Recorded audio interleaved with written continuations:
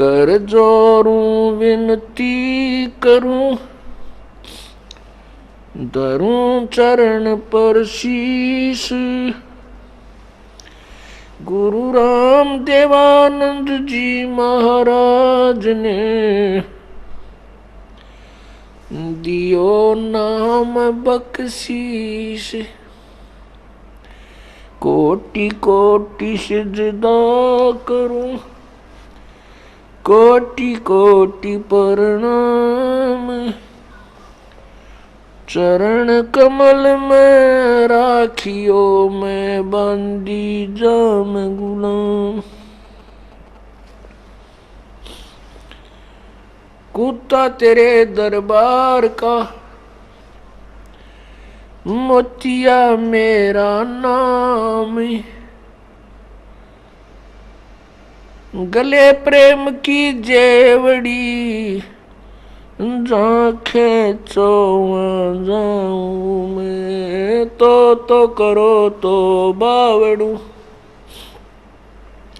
और दूर दूर करो तो जाऊं। जो रखो तो ही रहूं, जो देवो सो खाऊं।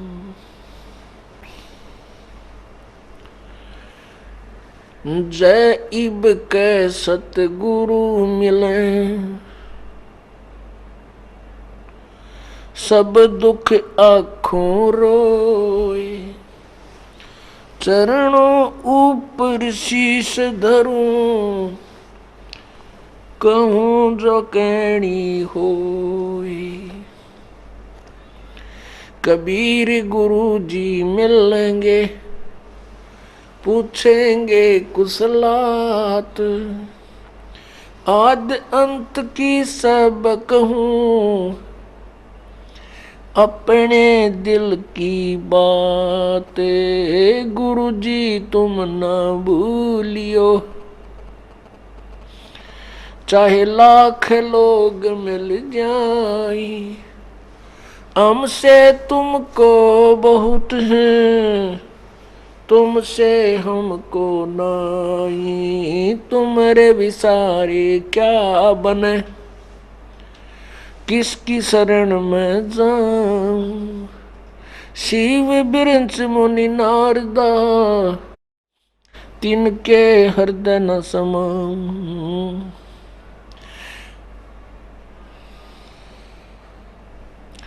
अब गुण किए तो बहुत किए, करते न मानी हारे। बावे बंदा बख्श दियो, बावे गर्दन उतारे। अब गुण मेरे बाप जी,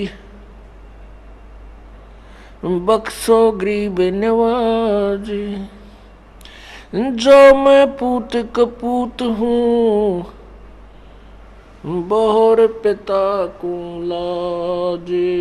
मैं अपराधी जन्म का, नक्सक भरे विकारे। तुम दाता दुख भंजना, मेरी करो सुमर। बंदी छोड़ दयाल जी, तुम तक हमारी दौड़े। जैसे काग जहाज का, सूजत और न ठोरे। परमपिता परमात्मा, सारी सृष्टि के रचनहार कुल मालिक, बंदी छोड़ कबीर परमेश्वर जी अपनी प्यारी आत्माओं को काल का जाल समझाने के लिए स्वयं ही सतलोक से चलकर इस भूतल पर आते हैं। आज से लगभग 610 वर्ष पहले अर्थात सन 1398 में परमात्मा सशरीर प्रकट हुए थे। एक नवजात शिशु का रूप धारण किया था।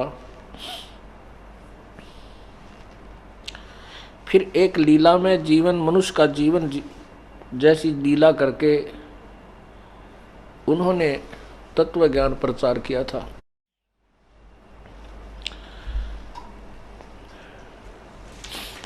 उसी तत्व ज्ञान के दौरान प्रचार के समय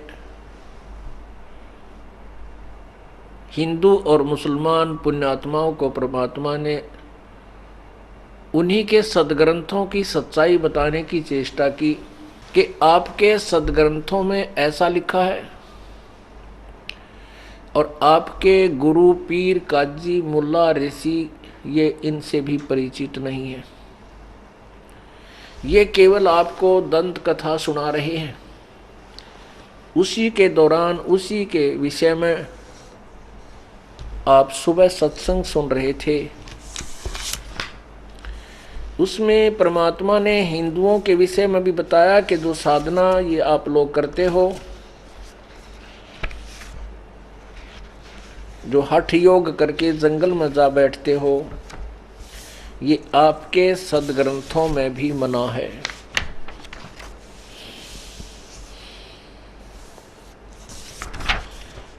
और आप इसको सहर्ष कर रहे हो।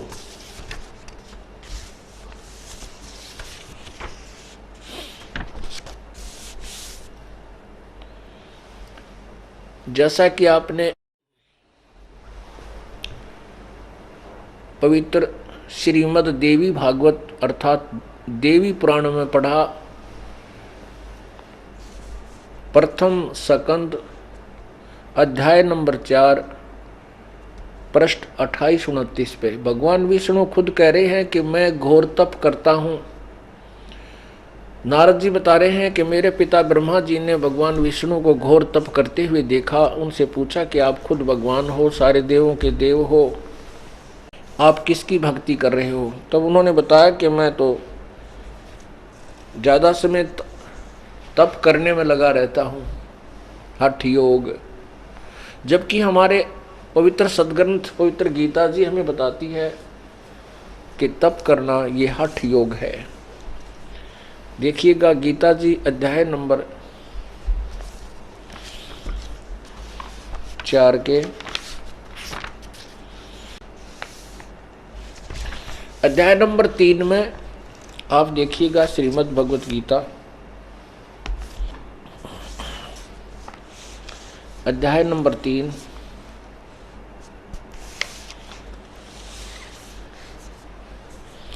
अर्जुन ने प्रश्न किया प्रथम श्लोक में कि हे जनार्दन, यदि आपको कर्म की अपेक्षा ज्ञान श्रेष्ठ मान्य है तो फिर हे केशव मुझे भयंकर कर्म में क्यों लगाते हैं? मिले हुए से वचन मेरी बुद्धि को मानो मोहित कर रहे हैं। उस बात को निश्चित करके कहिए जिसमें मेरा कल्याण, मैं कल्याण को प्राप्त हूं।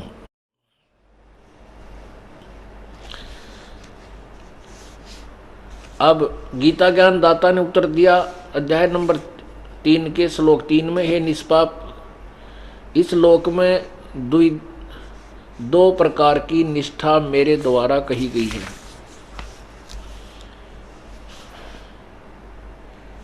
उसमें सांख्य योगियों की तो निष्ठा ज्ञान योग से, सांख्य योगियों की निष्ठा तो ज्ञान योग से,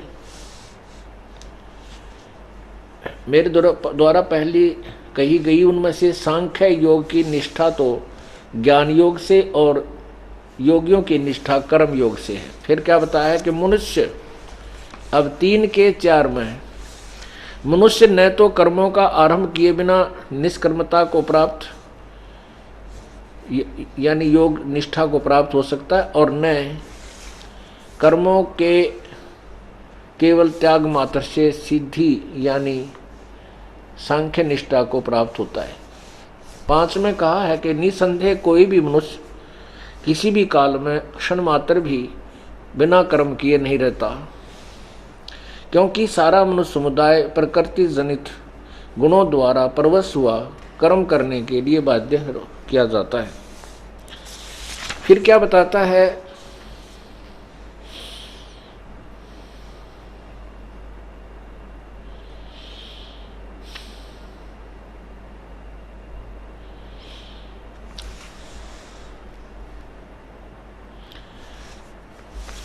अध्याय नंबर 3 के श्लोक 8 में कहा है,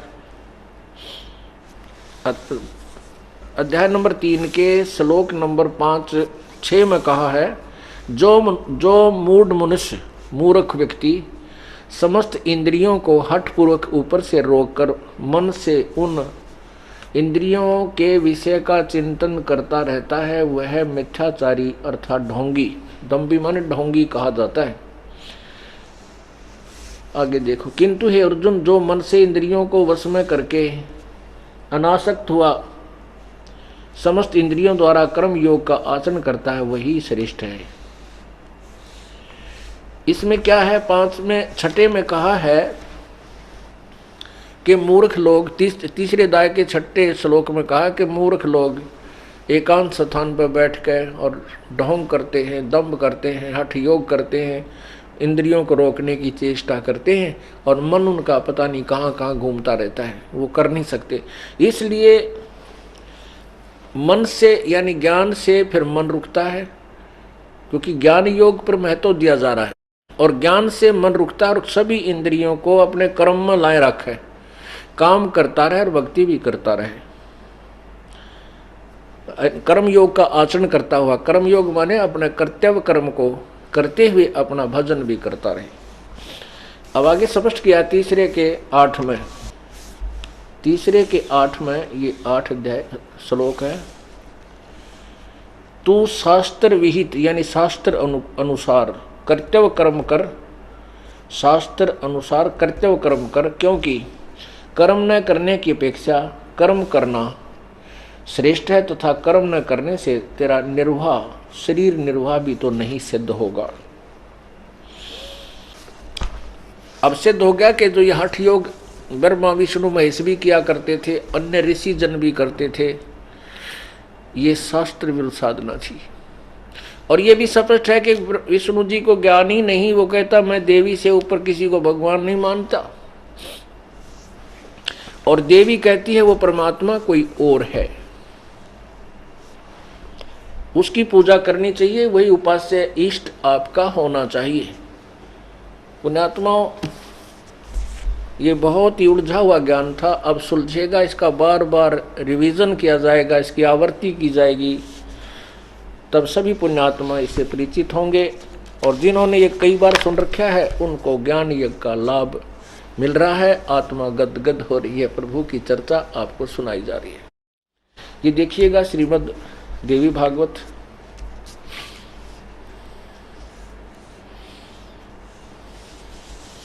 ये गीता प्रेस गोरखपुर से प्रकाशित है।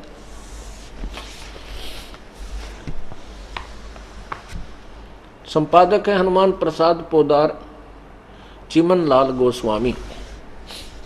अब देखिएगा प्रश्न नंबर 28 पे, 28 पे, पर पहला सकंद, पृष्ठ 28, 27 पर आप देखोगे, 27 पर लिखा है, ये अध्याय 1 और 3 तक का विवरण ऊपर हो चुका है, इससे आगे चौथा अध्याय प्रारंभ होता है। इस चौथे अध्याय के 28 पृष्ठ पे तीसरे सकंद में, ना पहले सकंद में, पहला सकंद, यहां देखिएगा। नारद जी ने कहा, महाभाग व्यास जी, तुम इस विषय में जो मुझसे जो पूछ रहे हो, ठीक यही प्रश्न मेरे पिताजी ने भगवान श्री हरि से किया था।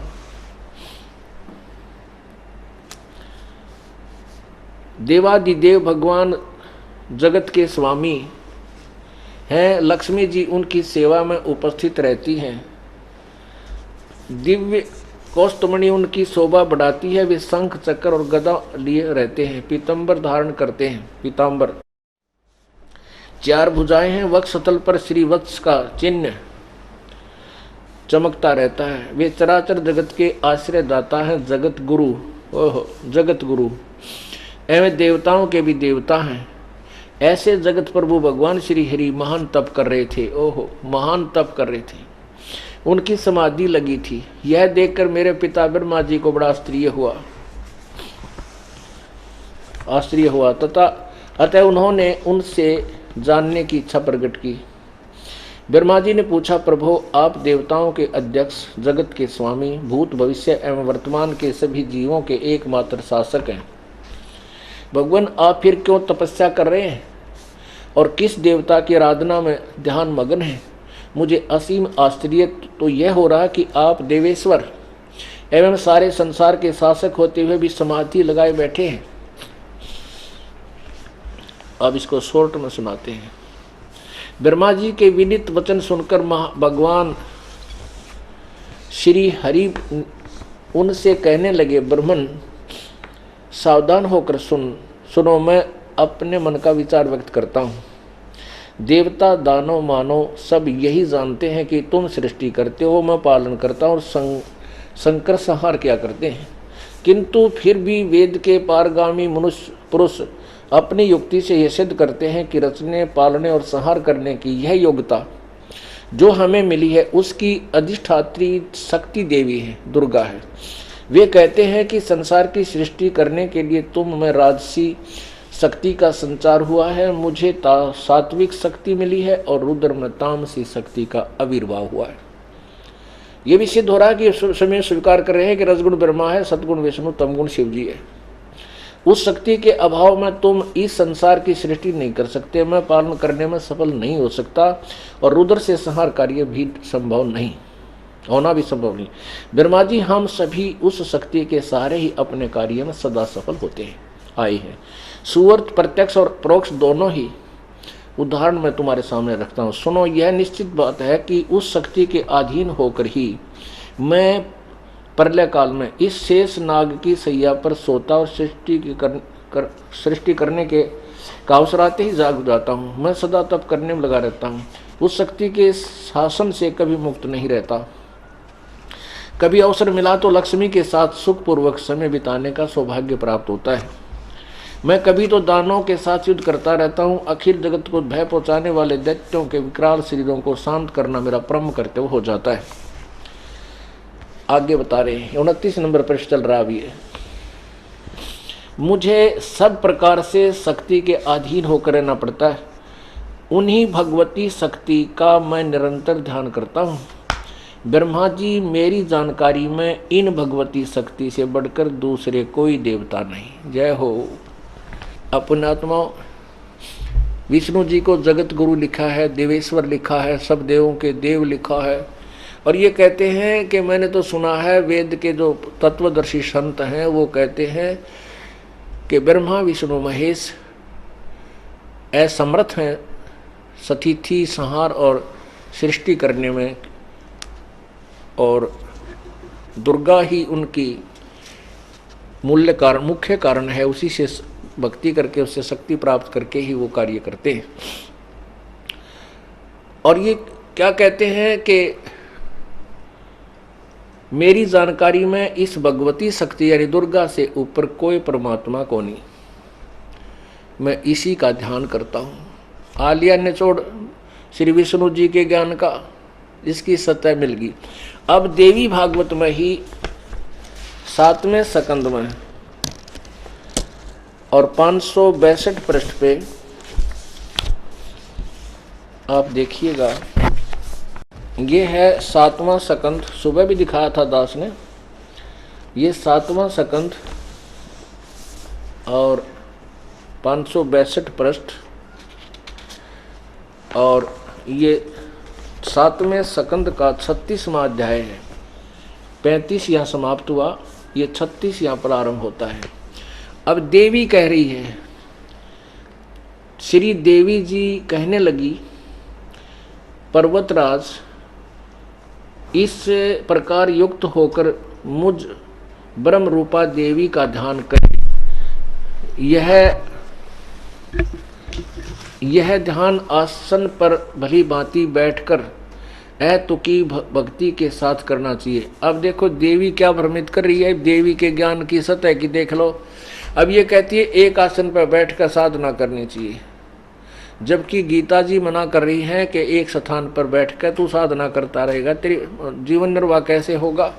और ऐसे अपनी साधना में हठ योग तू करेगा, कर्म अपने इंद्रियों को रोकने की चेष्टा करते हैं, वो ढोंगी लोग होते हैं। आगे क्या बताती है देखो, उस ब्रह्म का क्या स्वरूप है यह बतलाया जाता है, जो प्रकाश रूप सबके अत्यंत समीप में स्थित हृदय रूप गुहा में स्थित होने के कारण गुहाचर नाम से प्रसिद्ध और महान पद अर्थात परम प्राप्य है। जितने भी आगे चले वह समस्त प्रजा के ज्ञान से परे अर्थात किसी की बुद्धि में आने वाला नहीं है, यह तुम जानो। जो परम प्रकाश रूप है, जो सूक्ष्म से भी अत्यंत सूक्ष्म, जिसमें संपूर्ण लोक और उन लोकों में निवास करने वाले प्राणी स्थित हैं, वही ये अक्षर ब्रह्म है, वही सबके प्राण है, वही सबकी वाणी है, वही सबके मन, सब वह परम यह परम सत्य और अमृत अविनाशी तत्व है। सौम्य उस वेदने योग लक्ष्य का तुम वेदन करो, मन लगाकर उसमें तन्मय हो जाओ। सौम्य उपनिषदों में कथित महान अस्त्र रूप धनुष लेकर उस पर उपासना द्वारा तीक्ष्ण किया गया हुआ बाण संधान करो और फिर भावनुगत चित्त द्वारा उस बाण को खींचकर उस अक्षर ब्रह्म को ही लक्ष्य बनाकर वेधन करो। परवण यानी ओम धनुष है, जीवात्मा बाण है और ब्रह्म को उसका लक्ष्य कहा जाता। आगे देखो, उस एकमात्र परमात्मा को ही जाने, दूसरी सब बातों को छोड़ दें। यही अमृत रूप परमात्मा के पास पहुंचने वाला पुल है। संसार समुद्र से पार होकर अमृत स्वरूप परमात्मा को प्राप्त होने का यही सुलभ साधन है। जिस प्रकार रथ के चक्कर में लगे आरे होते हैं, उसी प्रकार शरीर की संपूर्ण नाड़ियों हृदय में एकत्रित है और उस हृदय में ही विविध रूप में प्रकट होने वाले परब्रह्म संचरण करता है, अंतर्यामी रूप से वर्तमान रहता है। उस आत्मा का ओम के जाप के साथ ध्यान करो। इससे अज्ञान में अंधकार से सर्वथा परे और संसार समुद्र से पार जो ब्रह्म है उसको पा जाओगे, तुम्हारा कल्याण हो। अपने आत्माओं,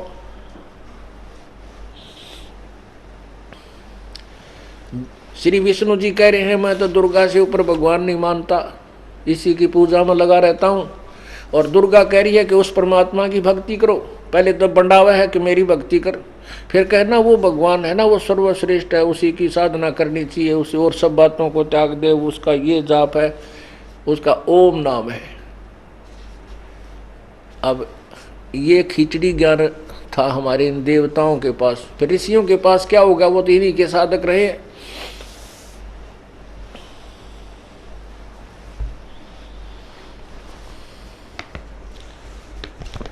आगे देखो 563 पर लिखा है, यह वह सबका आत्मा ब्रह्मलोक रूप दिव्य आकाश में स्थित है, यानी एक देशीय है और ब्रह्मलोक में रहता है। और धीर बुद्धिमान पुरुष विज्ञान के द्वारा, धीर माने तत्वदर्शी संत और विज्ञान माने तत्व ज्ञान के द्वारा जो आनंद रूप अमृत अविनाशी ब्रह्म सर्वत्र प्रकाशित तो उसको भलीभांति देख लेते हैं तो साकार है। उस कार्य कारण रूप पुरुषोत्तम को देख लेने पर इस जीव के हृदय की गांठ अविद्या छूट जाती है, सारे संशय नष्ट हो जाते हैं और सब शुभ अशुभ कर्म क्षीण हो जाते हैं, यानी पाप नष्ट हो जाते हैं। वह निर्मल और निष्कलंक ब्रह्म प्रकाश में प्रकोश दिव्य परम धाम में विराजित है। शुभर सर्वथा विशुद्ध और पूर्ण प्रकाश में वस्तुओं को का भी प्रकाशक उसे आत्मज्ञानी पुरुष ही जानते हैं। वह स्वरूप प्रकाश सब प्रकाश रूप परम धाम में परमात्मा में न यह सूर्य प्रकाशित होता है, न चंद्रमा या तारे ही प्रकाशित होते हैं, न यहाँ वहाँ से ये बिजलियाँ चमकती हैं। फिर उस अग्नि की तो बात ही क्या। उसके प्रकाशित होने पर उसी के प्रकाश से सब प्रकाशित होते हैं, उसी के प्रकाश से संपूर्ण जगत प्रकाशित।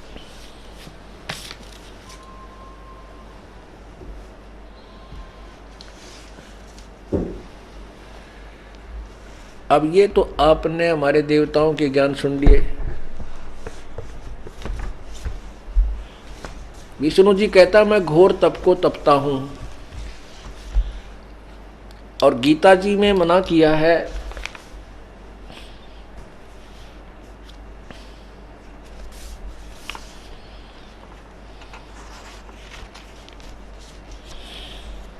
ये देखना, गीता जी अध्याय नंबर 17, ये वही पवित्र गीता जी अध्याय नंबर 17 और श्लोक नंबर 3, 4 में देखें, 5 में।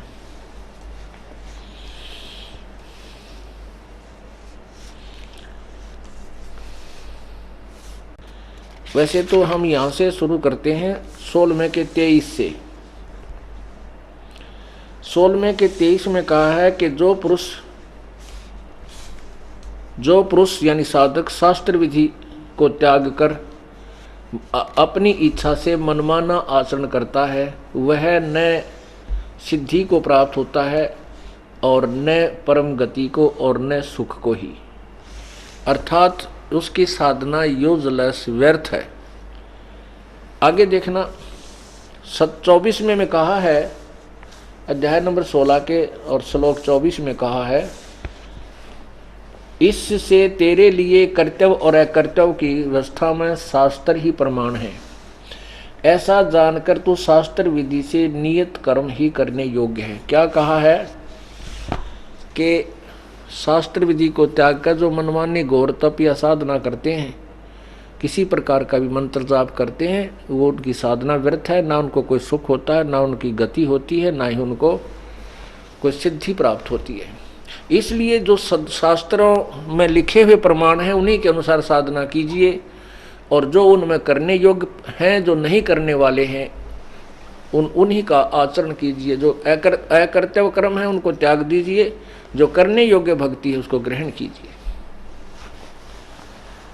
अब यही चल रहा है कि शास्त्र विरुद्ध जो साधना करते हैं, वो मनमाना आचरण जो करते हैं, वो कौन से और किस प्रकार के आदमी हैं। ये देखो 17वें में प्रारंभ में यही प्रश्न किया अर्जुन ने। अध्याय नंबर 17 प्रारंभ में अथ सप्तदशो अध्याय, इसमें प्रथम मंत्र में कहा है अर्जुन ने, हे कृष्ण, जो मनुष्य शास्त्र विधि को त्याग कर श्रद्धा से युक्त देव आदि पूजन करते हैं, उनकी स्थिति फिर कौन सी है, सात्विक अथवा राजसी या तामसी। क्या पूछा अर्जुन ने कि जो शास्त्र विधि त्याग के यानी वो व्रत के जो डले ढोए हैं, वो किस प्रकार की बुद्धि के आदमी हैं। जो देवताओं की पूजा करते हैं, देवता आदि की पूजा करते हैं, तो वो किस प्रकार की बुद्धि के आदमी है, व्यक्ति है, उसके बारे में आगे बता रहा है। भगवान ने कहा है, गीता ज्ञान दाता बता रहे हैं 17 में, मनुष्यों की वह शास्त्रीय संस्करण रहित केवल स्वभाव से उत्पन्न श्रद्धा सात्विक और राजसी और तामसी ऐसे तीनों प्रकार की होती है, उसको मुझसे सुन। यानी जो शास्त्र विरुद्ध साधना करते हैं उनका प्रकरण चल रहा है। अब तीसरे में क्या कहा है 17वें में, हे भारत, सभी मनुष्यों की श्रद्धा उनके अंतःकरण के अनुरूप होती है, और यह पुरुष श्रद्धा में है, इसलिए जो पुरुष जैसी श्रद्धा वाला स्वयं है वह भी स्वयं वही है। अब आगे देखो 4 में, शास्त्र विरुद्ध साधकों की प्रमाण चल रहे हैं, ये विवरण चल रहा है। चौथे में कहा है, सात्विक पुरुष देवों की पूजते हैं, राजस पुरुष यक्ष और राक्षसों को, और अन्य तामस मनुष्य प्रेत और भूत गणों को पूजते हैं। गीता जी के 7वें अध्याय के 12 से लेकर 15 में स्पष्ट किया है कि इन तीनों गुणों के उपासक और इन्हीं के द्वारा जिनका ज्ञान हरा जा चुका है, वो राक्षस स्वभाव को धारण किए मनुष्यों में नीच दुष्कर्म करने वाले मूर्ख मेरी भक्ति भी नहीं करते। गीता ज्ञान दाता कह रहा है। उसी से संबंधित अब ये है कि 16वें अध्याय के 23वें श्लोक में पवित्र गीता जी में कहा कि शास्त्र विधि को त्याग कर जो मनमानी पूजा करते हैं, साधना करते हैं, आचरण करते हैं, उनको कोई लाभ नहीं, ना उनको सुख, ना उनकी गति, ना उनका कोई सिद्धि हो। उसी के विषय में पूछा है कि फिर वो जो शास्त्र विरुद्ध साधना करने वालों की किसी बुद्धि है, वो किसी अकल के आदमी है, किस स्वभाव के हैं, उसके विषय में बताया है कि जो शास्त्र विरुद्ध साधना वाले हैं वो सात्विक, जो थोड़े बहुत अच्छे से आदमी लाग गए हैं वो देवताओं की पूजा कर लेते हैं, और दूसरे जो घसड़ पसड़ हैं वो इन राक्ष यानी यक्ष, ये अन्य जो पूजा करते हैं भैरव भारों की, ये यक्ष राक्षसों में आ जाते हैं। और तीसरे जो है भूत प्रेत, ये जो इनकी पूजाएं करते हैं, और ये तीनों ही सात्विक, राजस और तामस।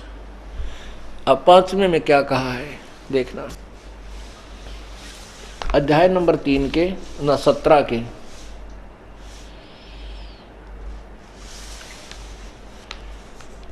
श्लोक नंबर 5, ये 4 आपने पढ़ लिया।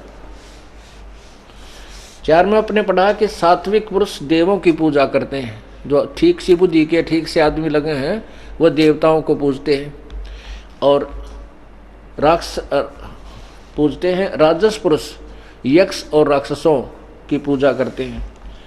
अन्य तामस मनुष्य प्रेत और भूत गणों की पूजा करते हैं, पितृपात्रों की। 5वें में कहा है जो मनुष्य शास्त्र विधि से रहित केवल मनमाना कल्पित घोर तप को तपते हैं, दंभ और अहंकार से युक्त एवं कामना, आसक्ति और बल के अभिमान से भी युक्त,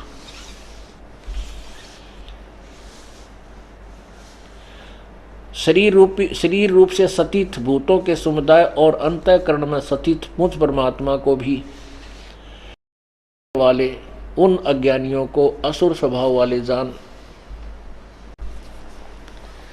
इसमें हमने केवल इतना ही निर्णय लेना था जो हमारा प्रयोजन सिद्ध होना है कि शास्त्र विधि को त्याग कर जो मनमानी पूजा करते हैं वो कति व्यर्थ हैं, और घोर तप को तपते हैं वो राक्षस स्वभाव के धारण वाले हैं, और वो मुझे भी कष्ट देने वाले हैं, मुझे भी कष्ट करते हैं, क्योंकि और अंदर जो परमात्मा पूर्ण है उसको भी दुख देते हैं। और ऐसे व्यक्तियों को नरक में डाला जाता है। अब ये दास आपको यही बताना चाहता है कि परमात्मा जब आए थे वो ये कहा करते थे कि भाई न तो तुम्हारे हिंदुओं को कोई ज्ञान, तुम्हारे गुरुओं को अपने ही सदग्रंथों के विषय में, और न ही मुसलमानों के ये काजी और मुल्लाओं और पीरों को ज्ञान अपने ही पुराणों के और अपने ही कुरान के विषय में। ये सब अपनी दंत कथा सुनाकर अपने ही शास्त्र विरुद्ध साधना करके अपना जीवन व्यर्थ कर रहे हैं, उनको पूर्ण ज्ञान नहीं है।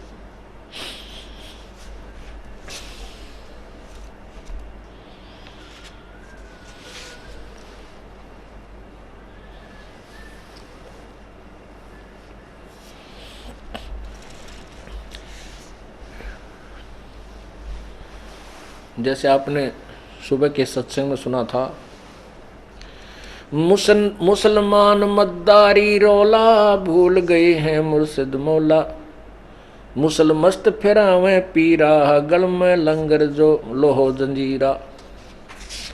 ये मुसलमान मद्दारी रोला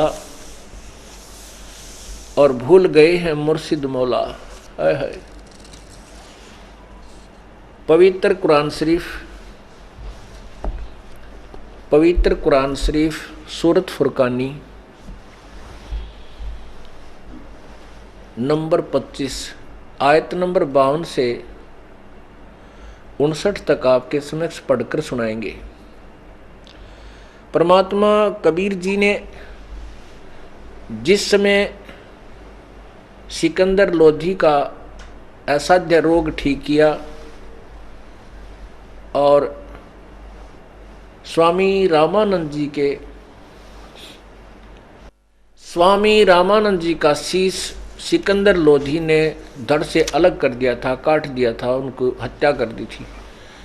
सिकंदर लोधी दिल्ली के बादशाह के सामने ही परमेश्वर ने उसको जीवित कर दिया था, स्वामी रामानंद जी को। उसके बाद सिकंदर लोधी बहुत प्रभावित हुआ और परमात्मा को मालूम था कि यदि राजा ही मेरी बात को स्वीकार कर लेगा तो प्रजा स्वतः ही इस ज्ञान को स्वीकार करेगी। इसलिए परमेश्वर ने उस प्यारी आत्मा, पुण्य आत्मा सिकंदर लोधी पर मेहर बख्शी। सिकंदर लोधी रेस्ट हाउस में आकर के रुके हुए थे।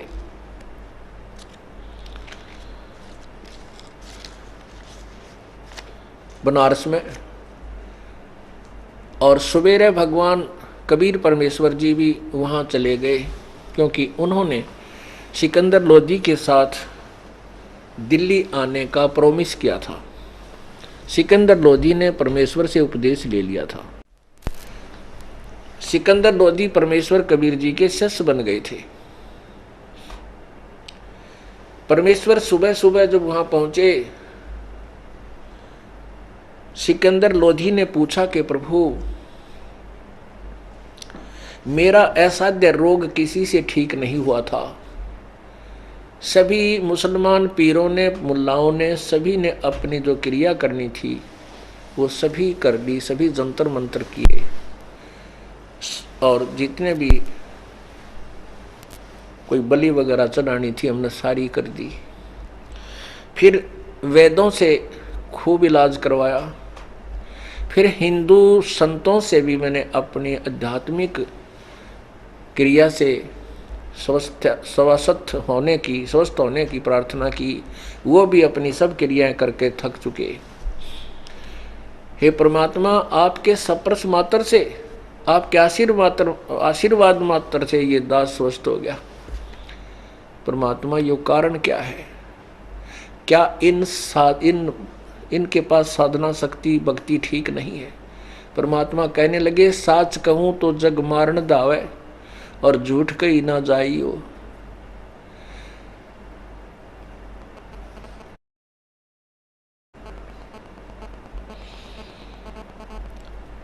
अब परमात्मा बताने लगे कि इनके पास किसी के पास भी कैक है नहीं है भक्ति का।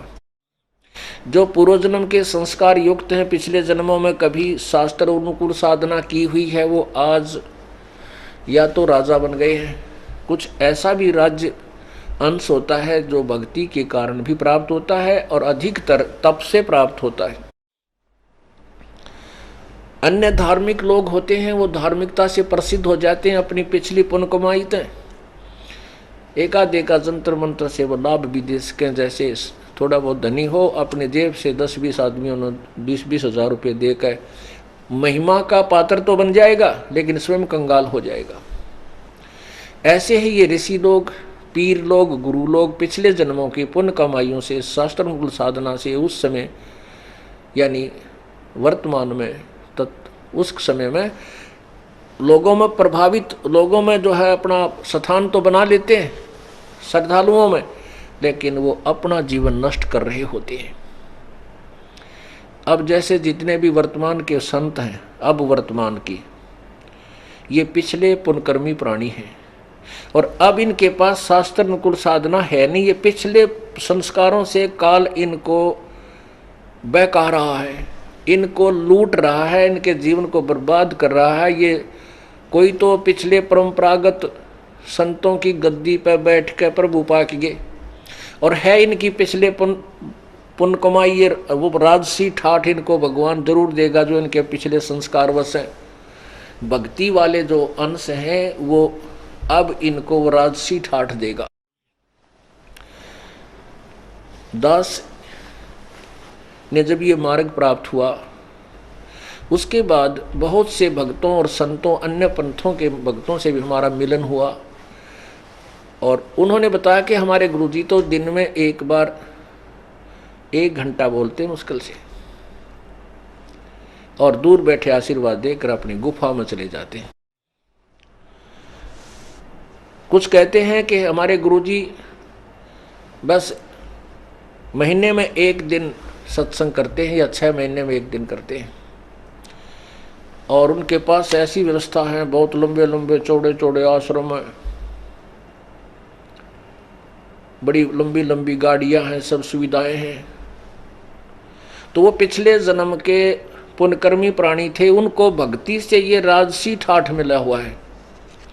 वो अपनी भक्ति को बर्बाद कर रहे हैं, उस भक्ति की कमाई को। वर्तमान में उनकी पिछली बैटरी चार्ज है, वो चल रही है, आगे का चार्जर ठीक नहीं है, चार्जर है ही नहीं उनके पास। वो शास्त्र अनुकूल साधना है चार्जर, शास्त्र अनुकूल साधना उनके पास है नहीं।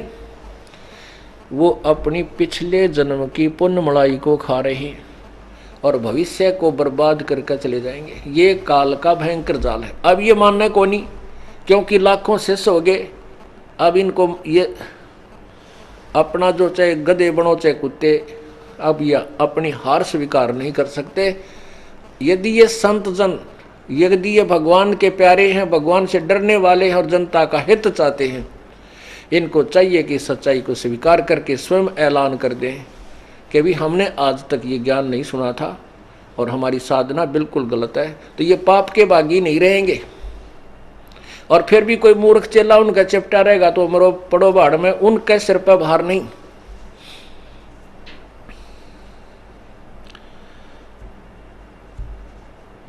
पुण्यात्माओं, ये जो ज्ञान आपके पास चल रहा है, इस तत्व ज्ञान को पुण्यात्मा आजकल शिक्षित हैं, बहन बेटी भाई बुजुर्ग सभी शिक्षित हैं, और इस ज्ञान को देखकर भी इधर नहीं आएंगे तो वो तो मूढ़ है कति, वो पड़े रहो वहीं पर। परमात्मा कहते हैं चातुर प्राणी चोर हैं, मूढ़ मुग्ध हैं ठोठ, और संतों के निकाम के इनको दे गड़जोट। ये चातुर प्राणी जो हमारे साथ यो कांड क्यों हुआ, इस दास ने इन नकली संतों की, ऋषियों की और इन गुरुओं की पोल खोल दी, खाल उतार दी ज्ञान की।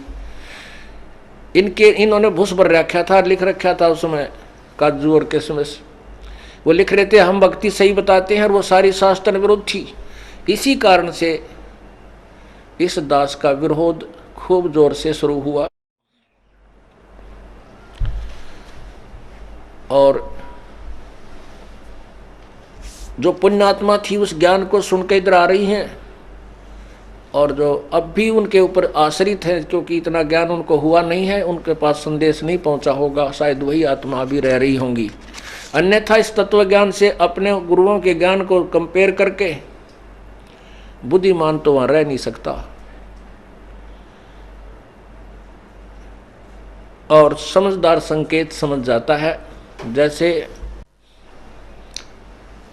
एक भक्त ने एक उदाहरण दिया, कहने लगे जी अब भी इस ज्ञान ने देख कर यदि हमारे पास नहीं आएंगे तो वो तो बिल्कुल कति नालायक आदमी होंगे। वो तो ऐसे होंगे जैसे कहीं रास्ते में जा रहे हों और बस खराब हो जावे और कंडक्टर ड्राइवर कह दे भाई बस खराब होगी, तो बुद्धिमान तो उसी समय उतर कर नीचे और दूसरी बस में चढ़ जाते हैं जो साथ में खड़ी, वो कह देते भाई उतर लो। तो बुद्धिमान तुरंत उतर जाते हैं और दूसरी बस में चढ़कर अपना सफ़र पूरा कर देते हैं। और कुछ ऐसे होते हैं बैठे रहने सोचे चलेगी या चलेगी, वहीं बैठे रहे।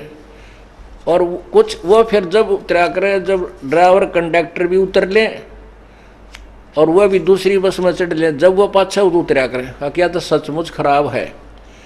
उनकी बुद्धि काम करती है कोई ना कि दुनिया उतर कर जान लाग रही, तुम भी पढ़ लो तले। तो ऐसे अब उनकी गाड़ी खराब है, वो खड़ी खड़ी धर धर कर रही है। समझदार तो उनसे उतर के इस परमात्मा वाली गाड़ी में आकर चढ़ जाएंगे, अपना सफर पूरा करेंगे, शेष जो रह रहा है। और वो उस बुद्धि के लोग हैं कि भाई क्या कहीं फिर भी ये संत हमारे ठीक हों, और ये संत भी कह देंगे कि भाई हमारे पास ज्ञान नहीं है। कुछ एक फिर भी से ना गुरु जी तने क्या करें, वहीं डले डोलते रहेंगे, कोई बात नहीं, वो फिर गुरुओं के सिर पर बार नहीं रहेगा। वो यूं कह देंगे कि भाई सचमुच ये सच्चाई देखो, ना तो दास गर्व करता कि ये मेरा ज्ञान है, नहीं, ये तो ज्ञान परमात्मा का दिया हुआ सदग्रंथों में विद्यमान है, हम सब के करने योग्य है, पूरे विश्व को करना चाहिए। ये उन संतों ने भी करना चाहिए, अपना जीवन बर्बाद कर रहे हैं। ये 2 दिन के बाद या मृत्यु हो जाएगी, ना ये आश्रम रहेंगे और ना ही ये मनुष्य शरीर उनको प्राप्त होगा। वो तो महान आत्मा है, तो इस ज्ञान को स्वीकार करें और जनता को भी बताएं ढोल के डंके पे, तो उन्हीं को महात्मा कहा जाता है।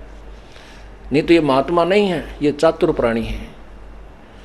ये चाहते हैं कि तुम्हारी ये राजगद्दियां बनी रहें, क्योंकि ये राजगद्दियां हैं, डेरे में बैठे हैं, इनके ऊपर अच्छे खूब ठाठ हैं, पूरा चढ़ावा आवा है, बड़ी बड़ी बिल्डिंगें गाड़ रखी हैं। तो उनके लिए परमात्मा कहते हैं चातुर प्राणी चोर हैं, मूड मुगद हैं, ठोठ।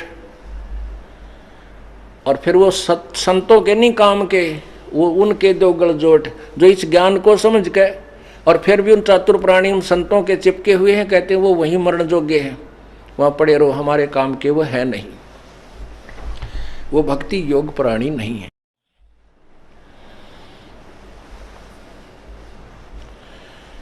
अब क्या है, कबीर परमात्मा सिकंदर लोधी को बता रहे हैं कि न तो हिंदुओं के पास ये तत्व ज्ञान, न इन मुसलमानों के पास। परमात्मा ने कहा कि सिकंदर लोधी, आप एक सबसे बड़ी गलती कर रहे हो कि आप जबरदस्ती हिंदुओं को मुसलमान बना रहे हो। अब सिकंदर लोधी बिल्कुल करबद्ध होकर कहता, प्रभु हमारे मुसलमान धर्म के जो ये पीर हैं, हम ये चाहते हैं कि जो हिंदू भाई हैं हमारे, वो शास्त्र विरुद्ध साधना कर रहे हैं, देवी देवताओं की पूजा करते हैं और मूर्ति पूजा के चिपके हैं, ये अपना जीवन बर्बाद कर रहे हैं। हम इनके हित में जबरदस्ती इनको मुसलमान बना करके अब परमात्मा, पूर्ण परमात्मा की भक्ति करवाना चाहते हैं। और हमने इनसे क्या लेना है सतगुरु, हम ये चाहते हैं हमारे भाई हैं, ये भी मनुष्य है, ये शास्त्र विरुद्ध साधना कर रहे हैं, देवताओं की पूजा करते हैं और देवताओं की पूजा नहीं करनी चाहिए। एक अल्लाह समर्थपूर्ण परमात्मा की भक्ति से मोक्ष होता है। हम ये इसीलिए इनको मुसलमान बना रहे हैं कि इनका कल्याण हो जाए, और हमने कोई शौक नहीं है। पुण्यात्माओं, बहुत अच्छी बात थी यह, उनकी जो मुसलमानों का जो इरादा था, वो मुसलमान बनाने से कोई उनको उद्देश्य पूर्ति नहीं होती थी। उन्होंने ये मान रखा था कि हमारा जो ज्ञान है, हजरत मोहम्मद जी को जो कुरान प्राप्त हुई है, ये सुप्रीम ज्ञान है, इसके बराबर कोई ज्ञान नहीं। और ये हिंदू भाई बुतों की पूजा करते हैं, मूर्तियों की पूजा करते हैं, उन देवताओं की पूजा करते हैं जो इनको कोई लाभ हानि कर ही नहीं सकता। ये अपना जीवन व्यर्थ कर रहे हैं। पुण्यात्मा, ये सत्य है ये तो, लेकिन अब मुसलमान भाइयों को भी ना पता था, तुम भी डरे डोरे हो, तुम्हारे पास भी पूर्ण ज्ञान नहीं है। अब देखिए पवित्र गीता जी,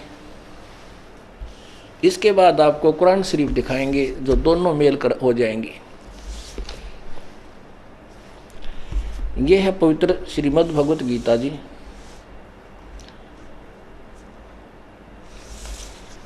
अध्याय नंबर 7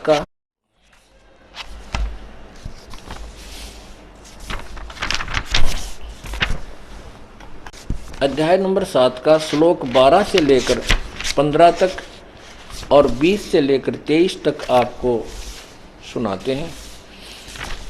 ये देखिएगा,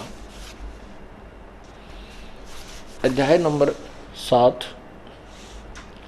और श्लोक नंबर 12 में कहा है, गीता ज्ञान दाता कह रहा है, और भी जो सतगुण से उत्पन्न होने वाले भाव हैं, यानी सतगुण विष्णु से, और जो रजगुण तथा तमगुण से उत्पन्न होने वाले भाव हैं, उन सब को मुझसे ही होने वाले ऐसा जान, परंतु वास्तव उनमें मैं और वे मुझ में नहीं है। अब 13 में कहा है कि गुणों के कार्य रूप सात्विक, राजस और तामस, इन तीनों प्रकार के भावों से यह संसार, सारा संसार, प्राणी समुदाय मोहित हो रहा है। इन गुणों, तीनों गुणों से परे मुझ अविनाशी को नहीं जानता। क्योंकि यह अलौकिक अर्थात अद्भुत अति अद्भुत त्रिगुण में मेरी माया बड़ी खतरनाक है, दुस्तर है। और जो पुरुष केवल मुझको निरंतर भजते हैं वो इस माया का, तीनों गुण रूपी माया का, ब्रह्मा विष्णु महेश से मिलने वाले लाभ का उल्लंघन कर जाते हैं। इनसे आगे का लाभ ये मुझसे लेना चाहते हैं। 15 में कहा है माया के द्वारा अर्थात ब्रह्मा विष्णु महेश से जो मिल रहा लाभ, उसके द्वारा जिनका ज्ञान हरा जा चुका है, वे असुर यानी राक्षस स्वभाव को धारण किए हुए मनुष्यों में नीच और दूषित कर्म करने वाले मूढ़ लोग यानी मूर्ख मुझको गीता ज्ञानदाता को नहीं बचते। आत्माओं, रजगुण ब्रह्मा है, सतगुण विष्णु, तमगुण शिव जी। ये आपने देवी पुराण में देखा और भी आपको दिखाते हैं। और ये अविनाशी नहीं है, नाशवान है, तीनों ब्रह्मा विष्णु महेश। इनकी पूजा भी नहीं करनी चाहिए हमने, ये देखिएगा, क्योंकि हमने पूर्ण मोक्ष चाहिए। यह है श्री देवी भागवत। और पृष्ठ नंबर 123 पे केवल आपको थोड़ा सा संकेत देंगे।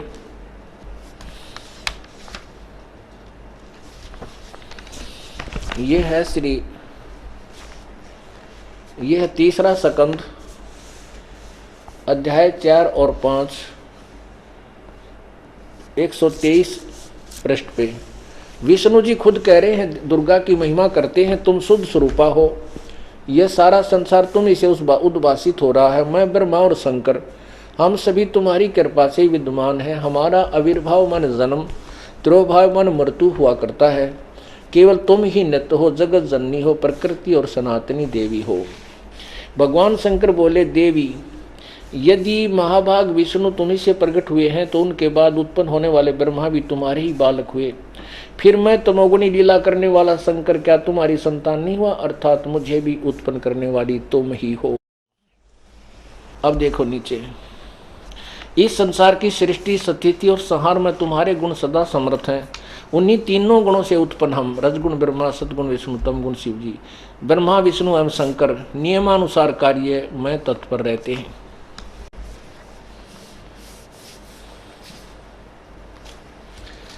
क्या सिद्ध हुआ कि रजगुण ब्रह्मा है, सतगुण विष्णु है और ये दुर्गा के पुत्र है और काल इनका पिता है।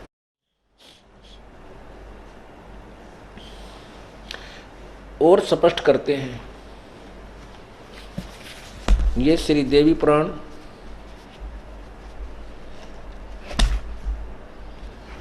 और तीसरा सकंद श्रीमद् देवी भागवत सभाष्टिक हिंदी टीका सहित भाग 1। और ये कहाँ से प्रकाशित है? अथ श्रीमद् भागवत सभाष्टिकम समात्यम खेमराज श्री कृष्णदास प्रकाशन बम्बई 4। इसके ये यहाँ पर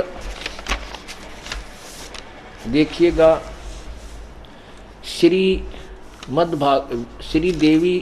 देवी भागवते भाषा टीका युक्ते तृतीय सकंद है प्रारंभते। अब तीसरा सकंद यहाँ से प्रारंभ होता है। और इसके देखिएगा,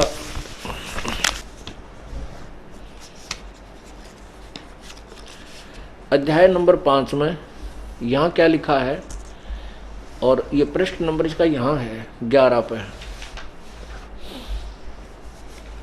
भगवान शंकर कहते हैं, हे माता, ये 8वें श्लोक में अध्याय नंबर 5 के, हे माता, यदि हमारे ऊपर सदा आप दयायुक्त हो तो हमको तमोगुण में किस प्रकार प्रदान किया है?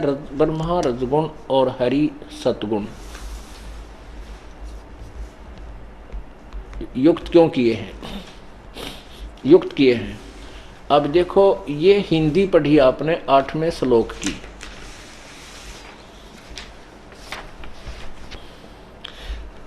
अब संस्कृत पढ़िए इसी 8वें श्लोक की। 7वां समाप्त हुआ, 8वां यहाँ पर है। यदि दया धर्मना न सदाम्बिके कथम अहम विहित तमोगुण, मुझे तमोगुण क्यों बनाया? कमल जय, कमल से उत्पन्न होने वाले ब्रह्मा को रजोगुण संभव है, और सुवित किमु सतोगुण हरि, और सतोगुण विष्णु को क्यों बना दिया और ब्रह्मा को रजोगुण क्यों बना? इससे सिद्ध हो गया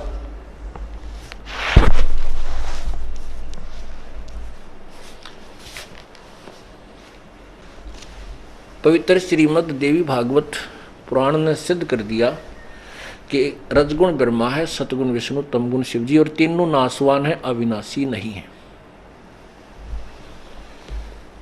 अब पवित्र गीता जी अध्याय नंबर 7 के श्लोक 12 से 15 में यही स्पष्टीकरण है, ये कोड वर्ड है, क्योंकि पवित्र गीता जी चारों वेदों का सारांश है, इसमें कोड वर्ड ज्यादा है। इसको समझने के लिए हमने अन्य सदग्रंथों का सहयोग लेना पड़ता है और साथ में तत्व ज्ञान से ही इसका निर्णय होता है। तो रजगुण ब्रह्मा है, सतगुण विष्णु, तमगुण शिव जी, इनकी पूजा करने वाले इन तीनों गुणों की, रजगुण ब्रह्मा, सतगुण विष्णु, तमगुण शिव जी रूपी माया, इन्हीं से मिलने वाले ज्ञान हैं, इनके ऊपर जिन जो आश्रित हैं, इनसे आगे किसी को मानने को तैयार नहीं है, जिनका ज्ञान इन्हीं देवता त्रिगुणमयी माया के द्वारा हरा जा चुका है, वो राक्षस स्वभाव को धारण किए हुए मनुष्यों में नीच और दुष्ट कर्म करने वाले, ये मूर्ख मुझे भी ना बचते।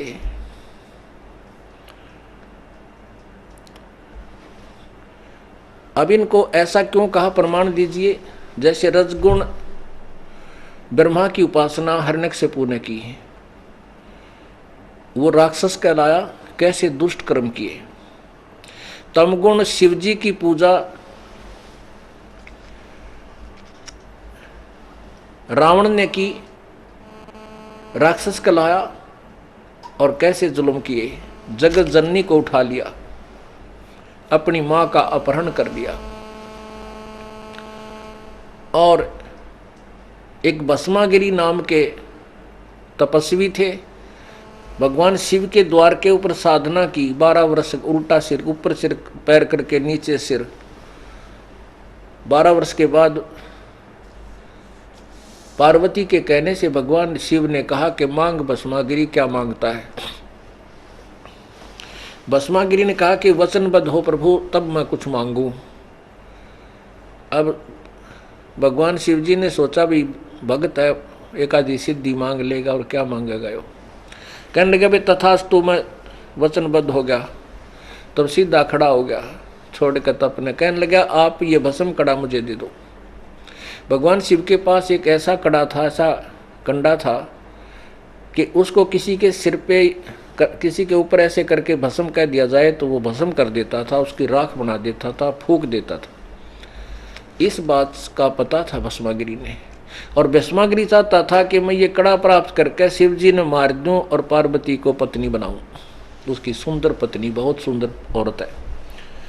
इस उद्देश्य से भगवान शिव की ही पूजा कर रहा है, और भगवान शिव अपरिचित हैं कि ये दुष्ट आत्मा के खुरपतवार लिए बैठा है। क्या खुरापात इसके मन में है, क्योंकि अंतर्यामी भी नहीं है ये भगवान। इससे ये भी सिद्ध हुआ। जब उसने, भगवान शिव ने सोचा भी जंगल में रहता है, भगत आदमी है, अपनी रक्षा के लिए, राक्षसों की रक्षा के लिए दिखान खातिर मांगता होगा, इसने देखकर राक्षस निकट ना होंगे, निकाल कर वो भस्म कड़ा अगले भगत ले ले। अब भगत ने बोला ओले होशियार प्रभु, तुझे मारूंगा और पार्वती को बहु पत्नी बनाऊंगा, अब ले तुझे दिखाता हूँ, भाग। अब उसको उसकी तरफ किया, भगवान शिव ने डांक ठोक दी, दौड़ लिए, सिर पर पाँव रख के एक मारा भाई दुष्ट ने। अब आगे बताने की आवश्यकता नहीं है, कहने का इतना ही भाव है कि उस दुष्ट ने अपने ही, जिसकी पूजा करे, जिसको इष्ट मान कर, उसी की पत्नी पर बदनीत, ये तमोगुण के उपासक, शिव जी के उपासक।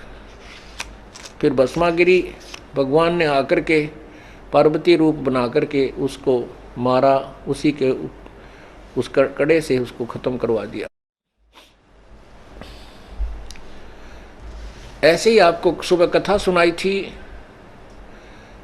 कि ये तीनों गुणों के उपासक गिरिपुरी और नाथ ओगड़ नागा, कनपाड़े और विष्णु वैष्णो, ये हर पैड़ी पर, हर की पैड़ी हरिद्वार में पर भी नान गए थे। प्रथम स्नान की लड़ाई पर नागा और वैष्णो की आपस में लड़ाई होगी, 25,000 कटका मर गए। इसलिए पवित्र गीता जी अध्याय नंबर 7 के श्लोक 12 से 15 में निर्णय दिया है कि शास्त्र, ये जो तीनों गुणों की पुजारी हैं ब्रह्मा विष्णु महेश के, ये तीन का ज्ञान इन्हीं देवताओं तक सीमित है, इन्हीं के द्वारा हरा जा चुका है। इनसे मिलने वाले अक्षणिक लाभ पर ही आश्रित हैं, छोटी मोटी सिद्धियां मिल जाती हैं, इसमें अंडी पाके फिरें। इनका ज्ञान, जिनका इस माया के द्वारा, त्रिगुणमयी माया के द्वारा जिनका ज्ञान हरा जा चुका है, राक्षस स्वभाव को धारण किए हुए मनुष्यों में नीच दुष्कर्म करने वाले मूर्ख मेरी भक्ति भी ना करते। अर्थात ब्रह्म कहता है कि ये ब्रह्म साधना भी ना करते। अध्याय नंबर 7 के 16 से 18 तक में उसने अपनी भक्ति के विषय में बताया है कि ब्रह्म साधना भी 4 प्रकार की करते हैं। वो अन्य जंतर मंत्र कुछ नहीं करते, वो वेदों अनुसार ही सभी सिद्धियां प्राप्ति करने की चेष्टा करते हैं। लेकिन कहा कि मेरी साधना पर आश्रित भी है, ये है तो अच्छी आत्माएं, परमात्मा चाहती हैं, ये ज्ञानी आत्मा है, इनको पता हो गया कि एक भगवान की भक्ति करनी चाहिए, अन्य भगवान की भक्ति से मोक्ष नहीं होगा। इन्होंने वेदों को समझा नहीं, तत्वदर्शी संत इनको मिला नहीं, इन्होंने वेदों के में लिखे हुए ओम मंत्र जो केवल ब्रह्म का जाप है उसी को पूर्ण परमात्मा का मंत्र मान लिया, और उसी को जो ब्रह्म की साधना करते रहे उसको पूर्ण परमात्मा की साधना जानकर। जैसे आपने देवी पुराण में देखा, देवी खुद कहती है उसका ओम नाम है, वो पूर्ण परमात्मा है, वो सबका सर्वशक्तिमान है, उसकी साधना ओम से करनी चाहिए, अन्य की नहीं करनी चाहिए। इस तरह की निराधार थ्योरी को देवता, ऋषियों और सभी ने स्वीकार कर लिया, वो डिलेड होते रहे, क्योंकि तत्वदर्शी संत बिना ये सदग्रंथ समझ में नहीं आ सकते। ये स्वयं हमारे सदग्रंथ ही बता रहे हैं कि वो पूर्ण ज्ञान तो कोई तत्वदर्शी संत ही बताता है। अब हमारा प्रसंग चल रहा है कि इन देवताओं की पूजा नहीं करनी चाहिए। ये अपना पवित्र गीता जी बता रहे। जैसे मुसलमान धर्म वाले भी यही कहते थे कि अन्य देवताओं की पूजा नहीं करनी चाहिए, केवल एक भगवान की भक्ति करनी चाहिए। अब देखो 7वें अध्याय का यही पवित्र गीता जी, अध्याय नंबर 7। अब यहाँ 20 से फिर प्रारंभ होता है। गीता ज्ञान दाता ने अध्याय नंबर 7 के 18 में कहा है, अध्याय नंबर 7 के 18 में कहा है कि उदारा सर्वे एव एते ज्ञानी तु आत्मा एव मे मतम आस्थित स ही युक्तात्मा माम एवं अनुत्तमाम गतिम। ये सभी उदार हैं, परंतु ज्ञानी तो मेरा साक्षात स्वरूप ही है, मेरा मत है, क्योंकि वह मन बुद्धि वाला ज्ञानी भक्त अति उत्तम, अनुत्तम माने अति उत्तम किया है, गति स्वरूप मुझमें ही आश्रित, अच्छी प्रकार आश्रित है। अब देखो इसका वास्तविक अर्थ ये है कि तत्वदर्शी संत के अभाव से जो ज्ञानी आत्मा है, 4 प्रकार के मुझे बचते हैं, एक आरत या अर्थार्थी, और एक आरत और जिज्ञासु,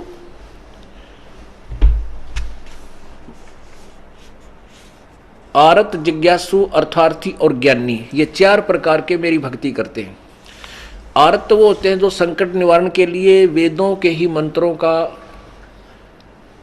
की आवर्ती करके एक अपना जंतर मंत्र करते हैं। वो अन्य किसी साधना का सहारा नहीं लेते, जैसे जय गणेश देवा आदि इस तरह की आरतियां वो नहीं करते। और दूसरे अर्थार्थी जो धन लाभ के लिए कोई जंतर मंत्र करते हैं, वो भी वेदों के ही मंत्रों से करते हैं और किसी अन्य से नहीं। तीसरे जिज्ञासु जो भगवान की चाह के लिए, भगवान की प्राप्ति के लिए घर से निकलते हैं, वो एक दूसरे संतों के पास घूम कर उनसे जो ज्ञान मिलता है उसको ग्रहण करके वो फिर खूब वक्ता बन जाते हैं, वो गुरु पाक जाते हैं। कहते हैं तीनों भी व्यर्थ है। जो ज्ञानी है, ज्ञानी को ये पता चलता है कि मनुष्य जीवन बार बार नहीं मिलता, और पूर्ण परमात्मा की भक्ति के बिना मोक्ष नहीं हो सकता, ना देवताओं की भक्ति से, ना कोई अन्य तीर्थ आदि के भ्रमण से। तो वो ज्ञानी आत्मा जो है वो है तो अच्छी आत्मा, लेकिन उसने वेदों को पढ़ा, तत्वदर्शी संत मिला नहीं, और ओम मंत्र को पूर्ण परमात्मा का जान के और काल द्वारा भ्रमित ज्ञान को सुन के, जैसे वो ब्रह्मा जी को कहा कि तुम तप करो, वो शास्त्र विरुद्ध साधना काल ने बता दिया आकाशवाणी द्वारा, जबकि वेदों और गीता जी मना किया कि हठ योग नहीं करना चाहिए, शास्त्र विरुद्ध साधना ये व्यर्थ जीवन होता है। तो इस तरह कहते वो ज्ञानी आत्मा है तो उदार है, लेकिन वो मेरे वाली ही घटिया अनुत्तम यानी ब्रह्म तक की साधना में ही आश्रित है, क्योंकि इसने अपने वाली साधना को अनुत्तम क्यों कहा? क्योंकि गीता जी अध्याय नंबर 4 के श्लोक 5 में कहा कि अर्जुन तेरे और मेरे बहुत जन्म हो चुके हैं, तू नहीं जानता मैं जानता हूं।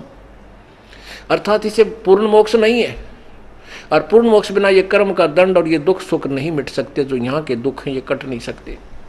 इसलिए कहता है कि मेरी साधना भी अनुत्तम है, घटिया है, व्यर्थ है, अश्रेष्ठ है।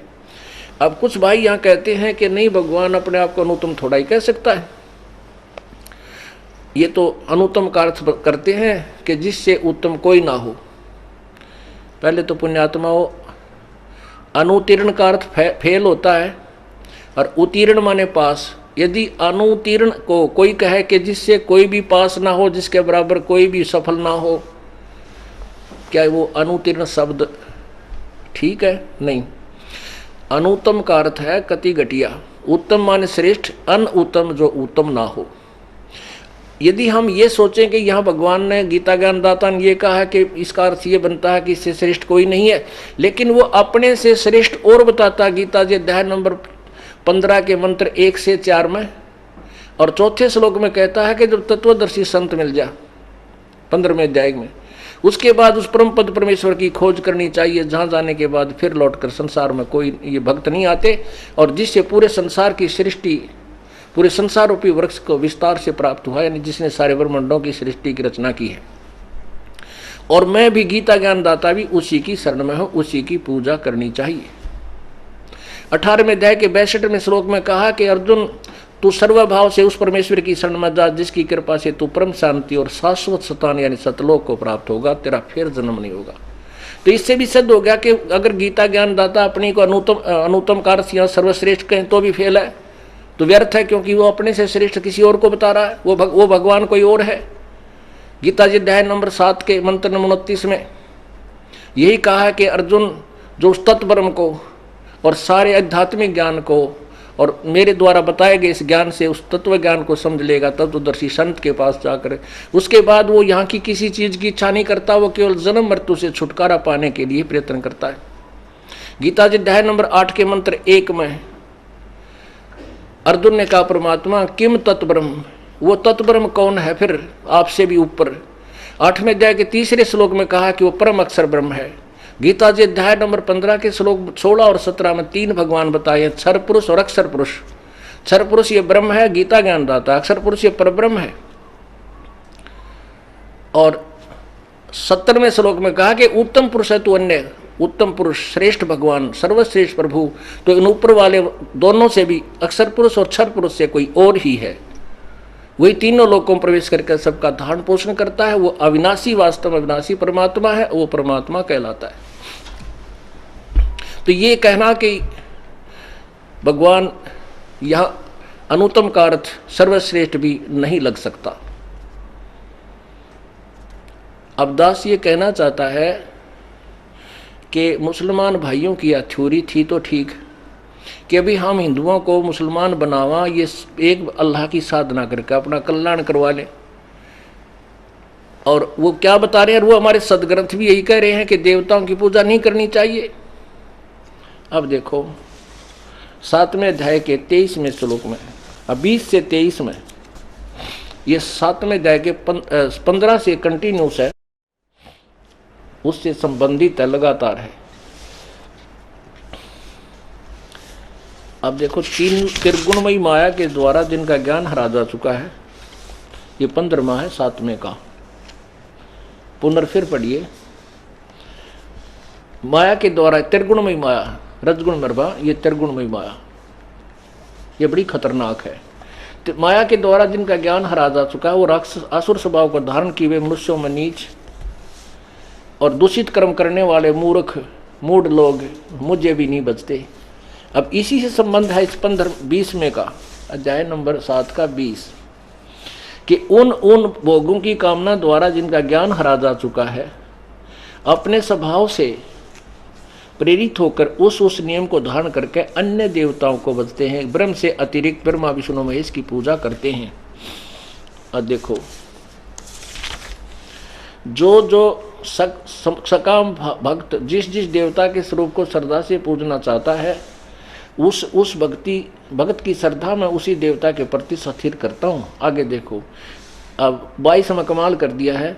वह पुरुष उस श्रद्धा से युक्त होकर उस देवता का पूजन करता है और उस देवता के से मेरे द्वारा ही विधान किए हुए इच्छित भोगों को निसंदेह प्राप्त करता है। 23 में तोड़ पाड़ दिया। 23 में कहा है, परंतु उन अल्प बुद्धि यानी मंद बुद्धि वालों का वह फल नाशवान है। देवताओं को पूजने वाले देवताओं को प्राप्त होते और मेरे भक्त मत भक्ता मुझको ही प्राप्त होते। अब क्या भाव हो गया कि अन्य देवताओं की पूजा नहीं करनी चाहिए, हमारे शास्त्र भी बता रहे हैं।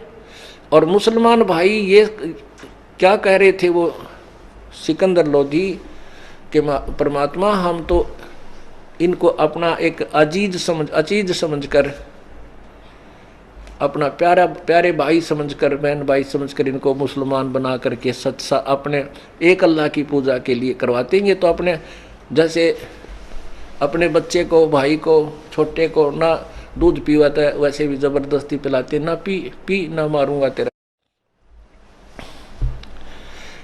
और इंजेक्शन लगवाना हो तो भाई छोटे बालक ने भाई बहन या पिता माता ले जाते हैं, जबरदस्ती लिटाकर उसके कुल्ले में इंजेक्शन लगवाते हैं, इसका रोग कट जा, जान बच जा। मुसलमान कह रहे हैं कि हम इस उद्देश्य से इनको मुसलमान बना रहे थे हिंदुओं को। परमात्मा कहने लगे, ले तुम्हारी भी, तुम्हारा शास्त्र, तुम्हारा ज्ञान भी तुम्हारे आगे रख देता हूं।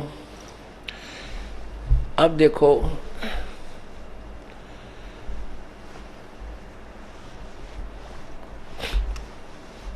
परमात्मा ने प्रश्न किया उस शेख तकी से, जो उनका धार्मिक पीर वहां बैठा था, कि आप अल्लाह को साकार मानते हो निराकार? वह कहते हैं अल्लाह साकार नहीं हो सकता, अल्लाह किसी के समक्ष नहीं आता, वो तो निराकार है।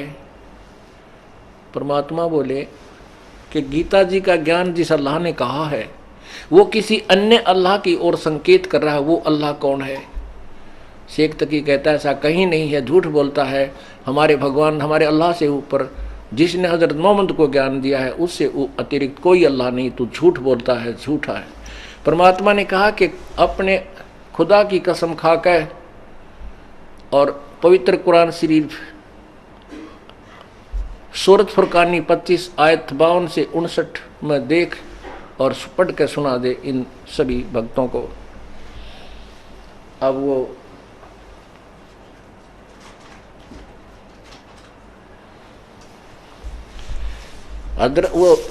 पीर जी ने तुरंत कुरान शरीफ उठाया और लगा उसमें चश्मे लाकर पढ़ने, देख गहराई से। अब देखिएगा, आपको पढ़कर सुनाते हैं पवित्र कुरान शरीफ। ये है कुरान शरीफ, इसके विषय में लिखा है, यह वह इल्हामी किताब है जिसमें संदेह की कोई गुंजाइश नहीं है। इसमें जो लिखा है फाइनल है। मुतरजम है, यहाँ है शास्त्रीय अरबी पद्धति पर नागरी लिपि में अनुवाद सटीपन, इसका ये अर्थ है। ब्रासिया रूपांतरकार हैं नंद कुमार अवस्थी और शेरवानी संस्करण। ये कहाँ से मिला है, कहाँ से प्रकाशित है, ये देखिएगा। ये वही कुरान शरीफ, ये वह इल्हामी किताब है जिसमें कोई संदेह की गुंजाइश नहीं। शास्त्रीय अरबी पद्धति पर नागरी लिपि में शेरवानी संस्करण। प्रकाशक है लखनऊ किताबघर, मौसम बाग, सीतापुर रोड, लखनऊ। इसमें आप देखिएगा,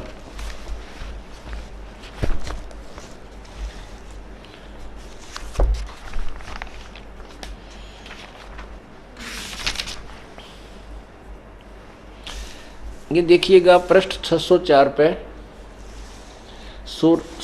कुरान शरीफ सूरत फुरकानी 25, और ये देखिएगा लास्ट में 52।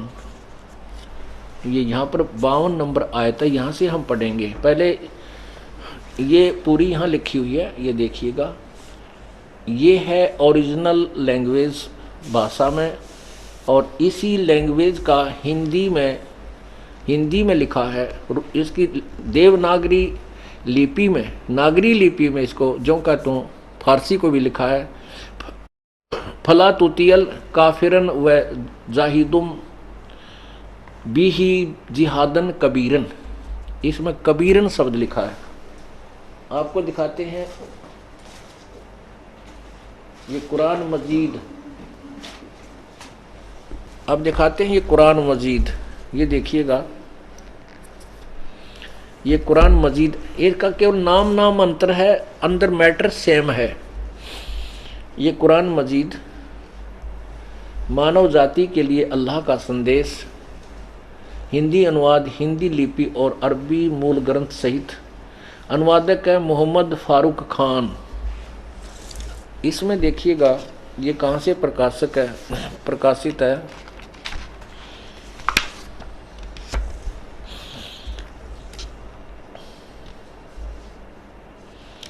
इस पवित्र ग्रंथ को पाक, साफ और शुद्ध होकर पढ़ें।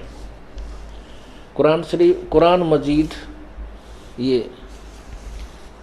ये है मकतबा अल असनात नई दिल्ली में से प्रकाशित है। ये इनके द्वारा प्रकाशित है और प्रकरण वो ज्यों का त्यों है, इसमें कोई अंतर नहीं है। ये देखिएगा ये 370 पृष्ठ पे, ये 300 यहाँ देखना,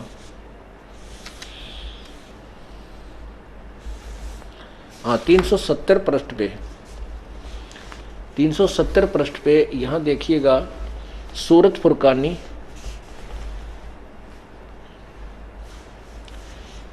इन्होंने इस पे नंबर 25 नहीं लिखा है।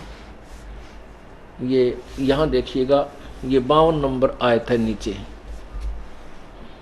हाँ ये यहाँ पर है, ये यहाँ से लिखा है मेरे ख्याल में, शुरुआत जहाँ से होती है इसकी।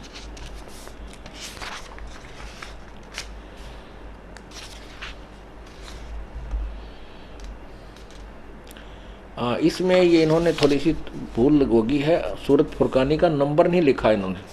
तो यहाँ देखिएगा, अब मैटर देखेंगे वो ज्यों का त्यों है। ये देखिए 52 में, ये 370 पृष्ठ पे और वही आयत नंबर 52 है। क्या लिखा है? फला तुतियल काफिरन न व जाहिदुम बिही जिहादन कबीरा। इसमें स्पष्ट कबीरा शब्द है। अब इसको कबीरा कहो चाहे कबीरन कहो, इसका अर्थ कबीर ही है। ये 52 नंबर है। तो काफिरों की बात न मानना और इस कुरान से तुम उनसे बढ़कर बड़ा जिहाद करो। बड़ा माने ये कबीर का अर्थ बड़ा कर दिया इन्होंने। और आगे देखो, अब ये 58 में, 58 ये 57 में है, ये 58 है, 58 इसमें ये खबीरा शब्द है, उसमें खबीरन है कुरान शरीफ में, और 59 में भी ये खबीरा है, 58 में भी खबीरा, उसमें कबीरन और खबीरन है। और ये देखिएगा आयत नंबर 19 में ये कबीरा शब्द है, आयत नंबर 21 में भी कबीरा शब्द है। इसमें कुरान शरीफ में कबीरन है, बाकी सेम मैटर है और कोई इसमें फ़र्क नहीं है। यहाँ देखिएगा, ये हम फिर पवित्र कुरान शरीफ को ही लेते हैं। ये कुरान शरीफ है और वही पृष्ठ नंबर 604 पे हम आते हैं। इसमें क्या कहा है? ये 52वां शुरू होता है कि फला तुतियल काफिरन व जाहिदुम बही जिहादन कबीरन।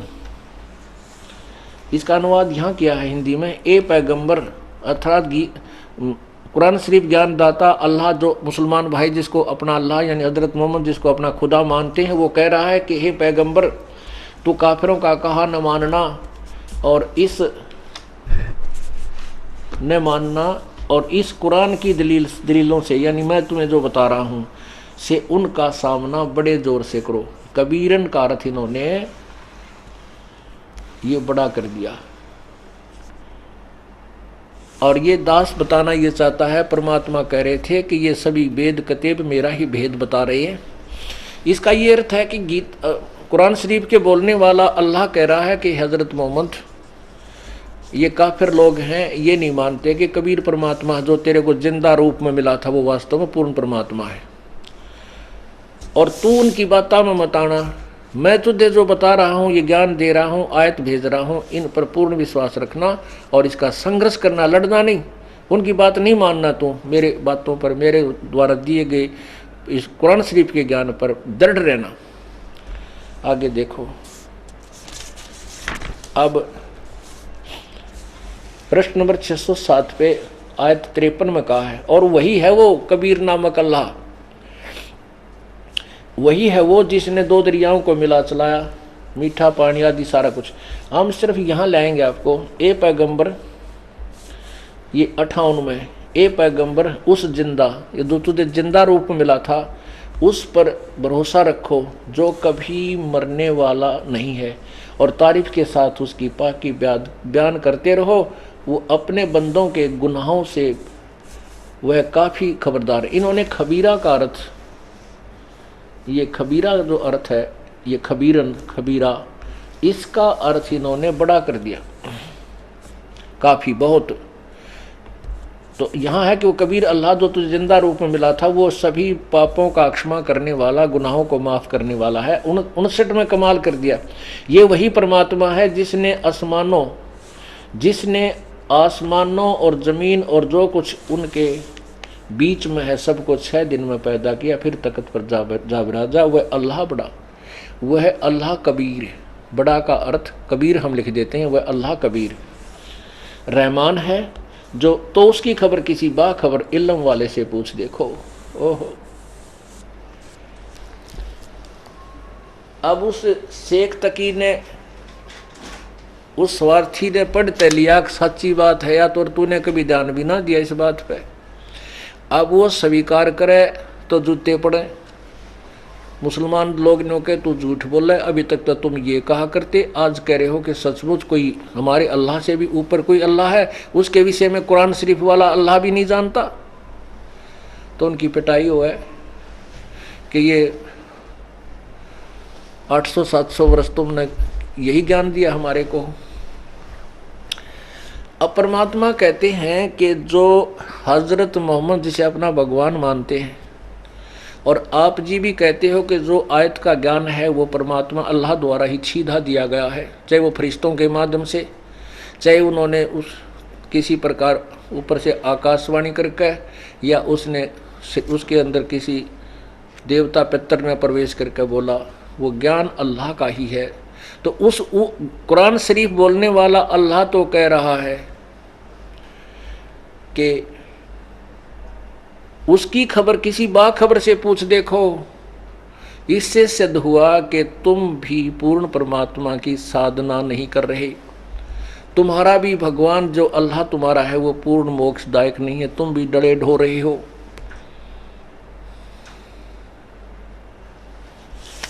आप हिंदुओं को कह रहे हो कि ये मूर्ति पूजा करते हैं, ऐसों की पूजा करते हैं जो इनको कोई लाभ नहीं देता, और तुम्हारे वाला अल्लाह कह रहा है कि मेरे द्वारा दिया गया ज्ञान तो इनकम्प्लीट है, अधूरा है।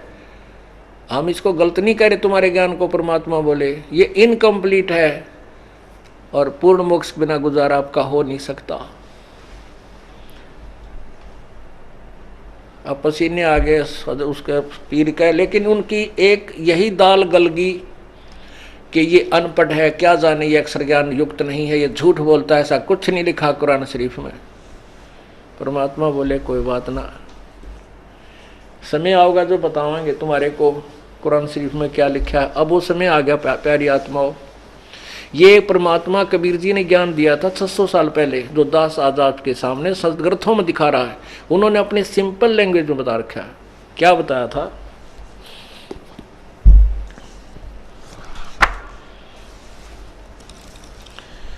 बिलो मान विस्तार बिला का, नोज उदर गर संजम जाका, जाके भोग मोहम्मद आया, नोज उदर घर मोहम्मद जाया। ऐसा ज्ञान मोहम्मद पीरम, ऐसा ऐसा जान मोहम्मद पीरम, जिन मारी गौ शब्द के तीरम। शब्द फेर जवाई जिन गोसत नहीं भाख्या हंसा राख्या, ऐसा पीर मोहम्मद भाई।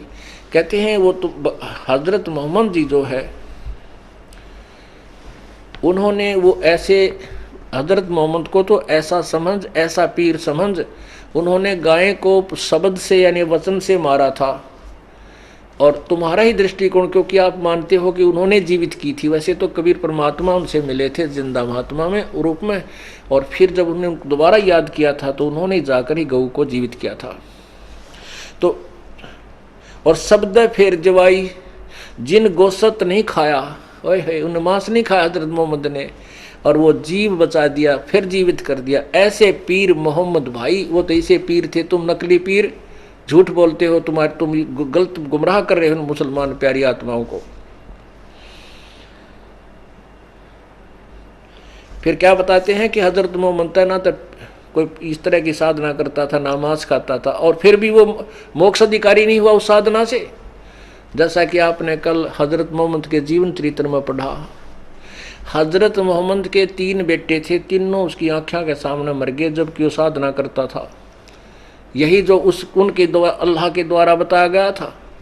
और अंत समय में उनकी मृत्यु हुई, भयंकर पीड़ा से, बुखार से बेहोश हो जाता था, ऐसा बुरा हाल होकर के वो तड़फ कर मरा। तो उसके ऐसे तो हजरत मोहम्मद भी स्वर्ग नहीं गया, तुम तो जाओगे कहाँ। देखो पुण्यात्मा, स्वर्ग जाने वाले व्यक्ति के भी लक्षण न्यारे होते हैं। वो ऐसे भुगता, ऐसे तंग होकर नहीं मरता, वो तो आसानी से शरीर छोड़कर चला जाता है। और जिस साधना के करने से कोई सुख घर में हुआ ना, शरीर में रहा नहीं, तीनों बेटे मर गए, जिस व्यक्ति के 3 पुत्र मर जाए वो व्यक्ति क्या करेगा, उसका भी नास्तिक हो जाएगा। पुण्यात्मा, ये काल का भयंकर जाल है। एक जबरील नाम के देवता ने फरिश्ते ना करके हजरत मोहम्मद को जबरदस्ती काल का ज्ञान जबरदस्ती पढ़ाया, गला घोट घोट कर पढ़ाया। आपको अभी 2 मिनट दिखाते हैं। ये दास अपनी ओर से नहीं कह रहा, ये इन सदग्रंथों में लिखा हुआ, उन्हीं के सदग्रंथों में लिखा हुआ जो विवरण है आपके समक्ष कर रहा है।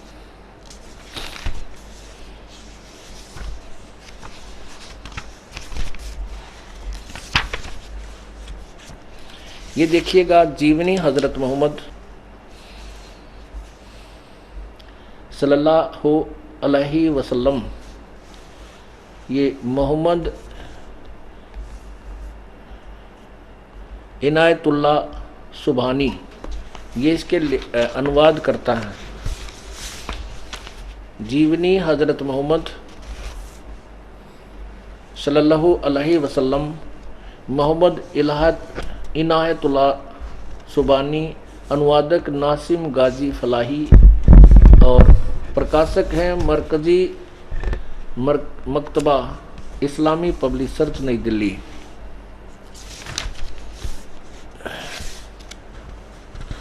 और मुद्रक हैं HS ऑफसेट प्रिंटर्स नई दिल्ली।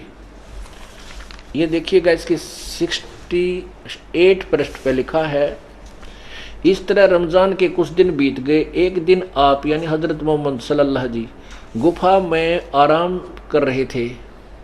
सुबह का सुहाना समय था। अचानक एक फरिश्ता दिखाई दिया, बहुत ही खूबसूरत और हसीन फरिश्ता। हाथ में हसीन रेशम का एक टुकड़ा भी था। बोला पढ़ो। आप सल्लल्लाहु अर्थात हजरत मोहम्मद घबरा गए। फरमाया मुझे पढ़ना नहीं आता। आप हजरत मोहम्मद को ऐसा महसूस हुआ जैसे वह गला घोंट रहा हो और शरीर को भींच रहा हो, और फिर छोड़ दिया और कहा पढ़ो। फरमाया मुझे पढ़ना नहीं आता। फरिश्ता कह रहा है गला घोंट कर के पढ़, फिर छोड़ दिया, गला घोंट कर फिर छोड़ दिया, भींच रहा हो शरीर को, फिर छोड़ दिया, कहा पढ़। फरमाया मुझे पढ़ना नहीं आता। फिर आप सल्लल्लाहु अर्थात हजरत मोहम्मद को महसूस हुआ वह गला घोंट रहा है और शरीर को भींच रहा है, फिर छोड़ दिया और कहा पढ़ो। आप हजरत मोहम्मद को अंदेशा हुआ कि वह फिर गला घोटेगा और इस बार और जोर से भींचेगा। फरमाया क्या पढ़ूं? बोला पढ़ो अपने रब के नाम जिसने पैदा किया इंसान को खून की फुटकी से पढ़ो, तुम्हारा मेहरबान रब ही जिसने कलम से सिखाया इंसान को कुछ सिखाया जो उसे मालूम न था, कुरान। फरिश्ते के बताने पर आपने पढ़ा, पढ़ते ही याद हो गया। अब डरता क्या नहीं करता रहे। फिर चित्त पर अंकित हो गया। फिर फरिश्ता चला गया। आप उठ खड़े हुए। भय से दिल बैठा जा रहा था, घबराहट से चेहरा उतरा हुआ था। आप सहमी सहमी निगाहों से गुफा में हर तरफ देखने लगे। हैरानी और घबराहट की हालत थी। दिल ही दिल में सोचने लगा, अभी मुझसे किसने बात की है, ये कौन मुझे पढ़ा गया। फिर तेजी से गुफा से बाहर आए। आप सल्लल्लाहु हज़रत मोहम्मद जी को पूरा विश्वास हो गया कि यह जिन्न का असर है और जिस बात का डर था वह सच साबित होकर रही। आप अल्लाह सल्लल्लाहु यानी हज़रत मोहम्मद पहाड़ी की घाटियों से गुजरने लगे। पूरा शरीर थर थर काँप रहा था। दिल में बार बार ख्याल आता, शुरू में जो स्वप्न दिखाई दिए था वह बिल्कुल सच्चे निकले। उनसे बहुत सी नई बातें मालूम हो गई। जिस चीज़ की तलाश थी वह खुलकर सामने आ गई। लेकिन वह कौन था जो अभी यहाँ खड़ा था? वह कौन था जो पढ़ने के लिए कह रहा था? अचानक आवाज़ आई, मोहम्मद।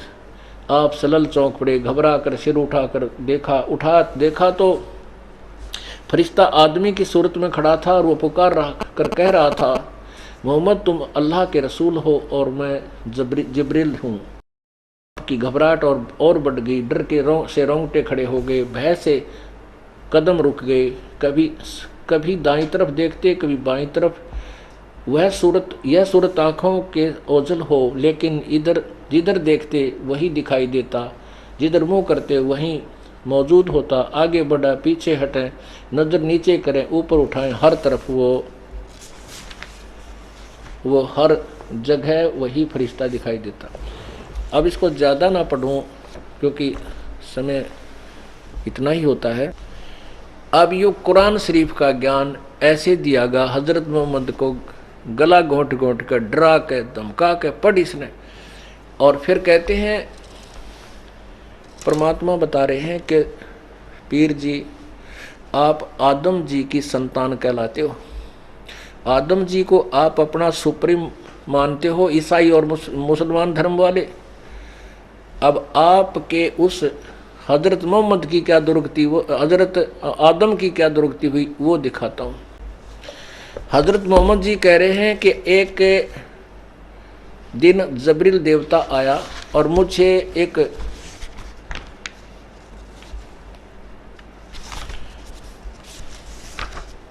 गधे से थोड़े बड़े जानवर पर बैठा कर ले गया, बुराक पर। और वहाँ कौन देखा? वहीं पर मूसा जी देखे, ईसा जी देखे। वो कौन था? पुण्यात्मा, वो पितर लोक है। वहाँ वो स्वर्ग लोक है। एक तरफ नरक है उसी स्वर्ग में, एक तरफ स्वर्ग है, और उसके अन्य स्थानों पर दूसरी तरफ एक बहुत बड़ा पितर लोक है जहाँ पर सभी ये पितर और भूत प्रेत बने हुए ऊपर वहाँ रह रहे हैं। पितर तो वहाँ ऊपर रह जाते हैं, भूत यहाँ धक्के खाते रहते हैं। पितर वो पुण्यात्मा बनती हैं जो कभी शास्त्र साधक थे और फिर मनुष्य जन्म प्राप्त हुआ। अगले जन्म में उन्होंने सत साधना मिली नहीं और अपनी पुण्य कमाई से वो वैसे प्रभुता को तो प्राप्त हो गए, लेकिन अलग फिर से चार्जर ना लगने से, फिर से भक्ति सत्य ना होने से वो पितर बन गए। अब वहाँ सारे वहाँ मिले उसको। देखिएगा, ये देखिएगा पृष्ठ 164 पे। प्यारे नबी अपने सच्चे साथियों के बीच बैठे। अल्लाह ने उनको जो बड़ी बड़ी नेमत दी थी उनका जिक्र करने लगे। बैतुल मरकदस से आकाश पर जाने का हाल भी सुनाया। वहाँ कुदरत ने जो जो जलवे देखे उनको भी बयान किया। आप हजरत मोहम्मद ने फरमाया कि इस तरह हजरत जबरील मुझे पहले आकाश पर ले गया। वहाँ इंसानों के बाप हजरत आदम मिले। उनका हाल यह था कि जब दाईं ओर देखते तो खिल उठते और हंसने लगते, और बाईं ओर देखते तो मारे गम के आंसू भर लेते, क्योंकि दाईं ओर उनकी नेक औलाद कर्म थे और बाईं ओर बद के। हजरत आदम अलैहि के ने आप सल्लल्लाहु यानी हजरत मोहम्मद को देखा तो बोले, तुम्हारा आना मुबारक है नेक नबी है नेक बेटे। आप हजरत मोहम्मद ने पूछा, जबरील ये कौन है? उस देवता ने जवाब दिया, उन्होंने जवाब दिया जबरील ने, यह आदम अलैहि है, सारे इंसानों के बाप। फिर जबरील अलैहि आपको दूसरे आकाश पर ले गया, फिर तीसरे पर। इसी तरह आगे बढ़ते गए। आप जिस नबी के पास से गुजरते वे मनमोहक शब्द कानों में गूंजते, तुम्हारा आना मुबारक है, हे नेक नबी, हे नेक भाई। इसी तरह आपने 7वें आकाश पर पहुंच गए। वहाँ इस तरह आप सल्लल्लाहु यानी हज़रत मोहम्मद 7वें आकाश पर पहुंच गए। वहाँ हज़रत इब्राहिम अलैहि मिले। तीसरे देखते ही बोले, तुम्हारा आना मुबारक हो, नेक नबी है, नेक बेटे। आप आगे बढ़े और आगे बढ़ते ही गए। रास्ते में सौंदर्य के रूप भी देखे और प्रकोप के दृश्य भी। हजारों फरिश्ते भी नजर आए जो सजदे में पड़े हुए रब का गुणगान करते थे। बढ़ते बढ़ते आप अल्लाह के सिंहासन के करीब पहुंच गए। वहाँ आप सल्लल्लाहु अलैहि हज़रत मोहम्मद पर और आप की उम्मत पर 5 नमाजें फ़र्ज हुई, 50 नमाजें फ़र्ज हुई। आप वापस हुए तो हज़रत मूसा जी के पास से गुजर हुआ। कहिए क्या फ़र्ज हुआ उम्मत पर? उन्होंने देखते ही पूछा। हज़रत सल्लल्लाहु यानी मोहम्मद जी बोले, 50 नमाजें मुझे कही गई। मूसा ने कहा, लौट कर जाइए, रब से कमी करने की दरख्वास्त कीजिए। फिर कम कर 5 नमाज हैं, ये 5 रहेगी। अब पुण्यात्माओं,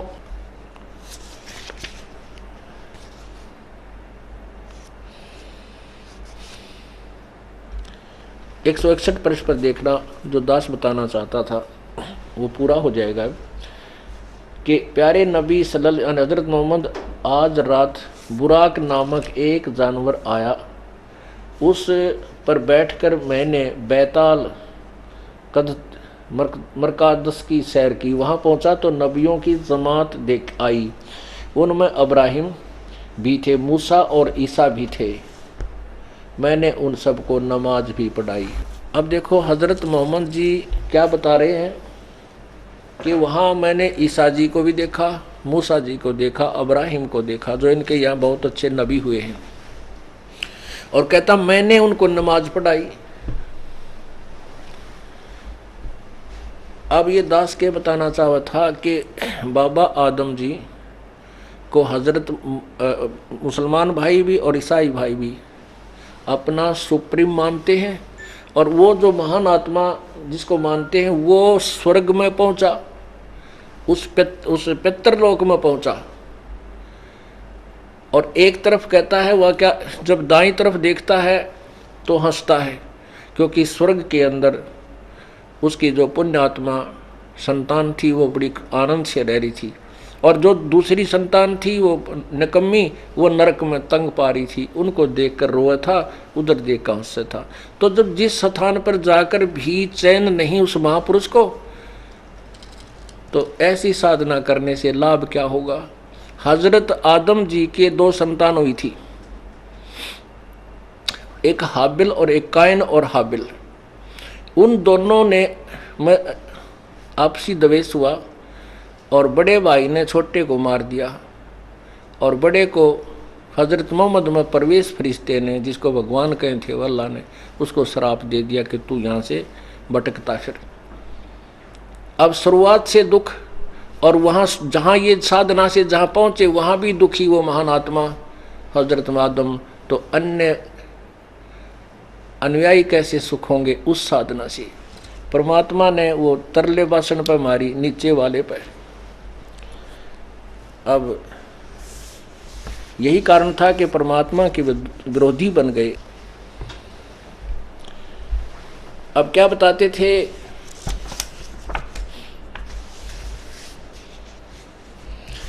परमात्मा ने कहा कि वो साधना करो जिससे तुम्हारे पाप ना बने और पूर्ण मोक्ष हो। वो बाखबर मैं आया हूँ, परमात्मा कबीर जी कहते हैं। जो तुम्हारी कुरान शरीफ के अंदर तुम्हारा अल्लाह कह रहा है कि उस परमात्मा की खबर बाखबर से पूछो, वो बाखबर मैं हूँ, और मैं ही वो अल्लाह अकबर हूँ। वो बड़ा भगवान मैं ही हूँ, मैं अल्लाह कबीर मैं ही हूँ। अब ये बात कह दे तो भाई कालजा पाट जाए। अब सिकंदर लोधी तो चस्का नहीं बोल रहा, नहीं तो नो बैठा कहा जी, क्यों उनके सामने तो ऐसे अनहोनी कर रखी, लेकिन वो शेख फरीद का तेल जैसे छींटे लगे, वो अंदर ही फूल रहा था। और परमात्मा वहाँ बैठे हजारों की संख्या में सत्संग सुना रहे थे हिंदू और मुसलमानों को। ऐसी बैत पढ़ो रे भाई, उल्ट वजूद अजूद अकल घर जाई। ओह अकल घर, उस घर पहुंच जाएंगे जहाँ जाने से कभी फिर जन्म नहीं होगा, कभी कष्ट नहीं होगा, सदा सुखी रहेंगे। तो ऐसी साधना करो मेरे भाई।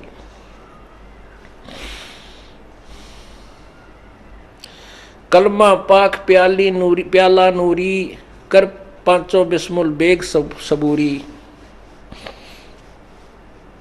काफिर कुफर करे बद फैला, इस खाने से हो मन मैला।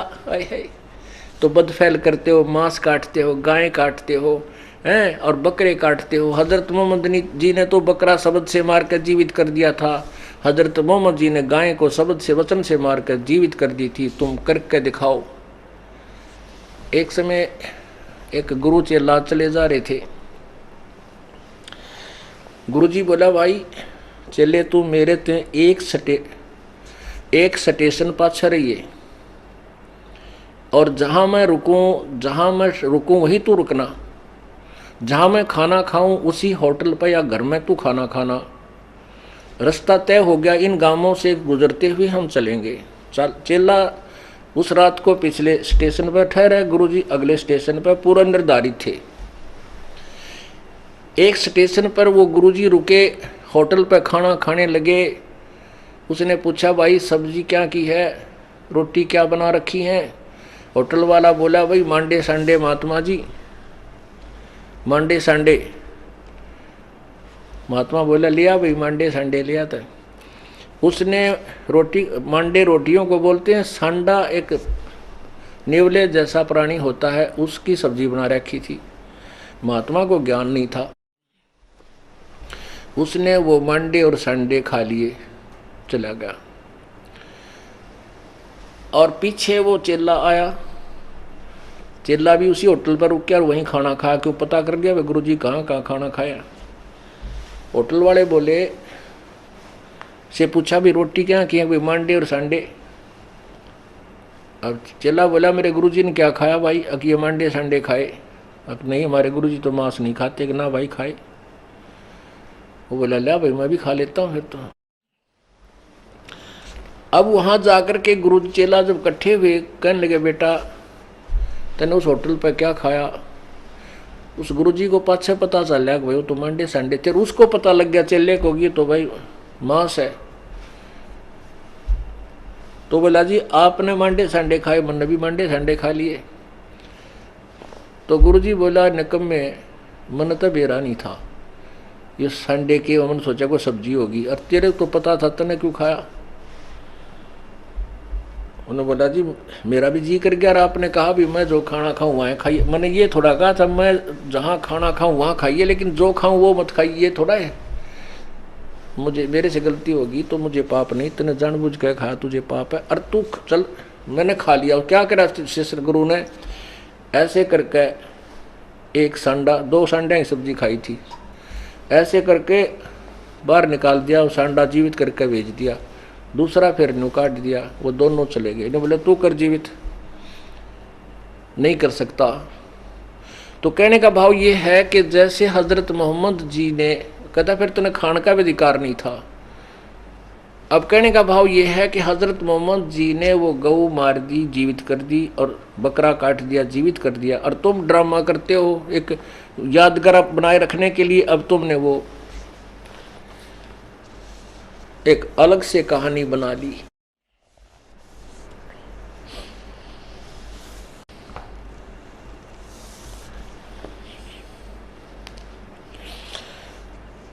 ऐसी बैत पढ़ो रे भाई, अकल उलट अजूद अकल घर जाई। काफिर कुफर करें बद फैला, इस खाने से हो मन मैला। अब मांस खाओगे तो निर्दयी बन जाओगे, काटोगे बकरे को या गाय को, चाहे आप किसी तरह भी काटो, वह तड़फ तो रही है। अब आपका गल कोई काटने लगे, कहते हैं कि हम तो हलाल करते हैं, कलमा बोल बोल के धीरे धीरे प्यार से मारते हैं। अल्लाह तेरे को मारे प्यार ते सिकंदर। ओ परमात्मा बोले कबीर जी, अगला पीर जी तेरी गर्दन काटा कति यो कलमा पढ़ के प्यार ते आ बैठे। उल्टा सर कहने को क्यों बकवाद करता है? अरे अपनी जान का जब तो बकवाद और दूसरे जीव को तुम मार रहे हो, तो इससे कहते तुम भक्त नहीं रहोगे, निर्दयी बन जाओगे। काफर कुफर करें बद फैला, इस काने से हो मन मैला।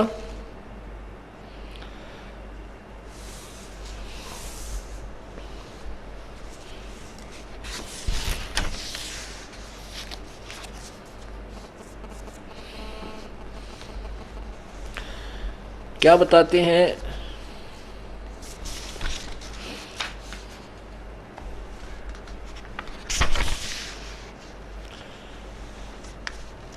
ना थे हिंद मुसलमाना, राम रही न दुआ सलामा। जो चेत तिस भिष्ट पठावा, बिस्मिल को दो जिखलावा। होते नबी मोहम्मद पीरा, जाको मुर्शिद मिले कबीरा। कबीर आदनी गरीबदास साहिब जी कह रहे हैं कि होते नबी मोहम्मद पीरा, जिनको मुर्शद मिले कबीरा। शंकर दीप में आन चिताया, शब्द मैल का भेद लखाया। कौन मोहम्मद मजहब तेरा, रब की रूना की जय हेरा।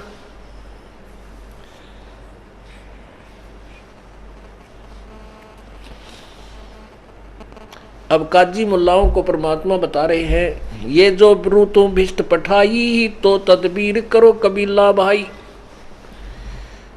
अब कभी क्या कहता वो हजरत, वो पीर जी क्या कह रहे थे शेख तकी, कि हम तो इस बकरे को और गाय की रूह को हलाल करके बिस्मिल करके स्वर्ग भेज देते हैं। परमात्मा कहते हैं अगर तुम्हारे कलमा पढ़ने से और ऐसे गर्दन हलाल करने से परमात्मा प्राप्ति हो, तो पशुओं का नंबर कोई नहीं आन दे।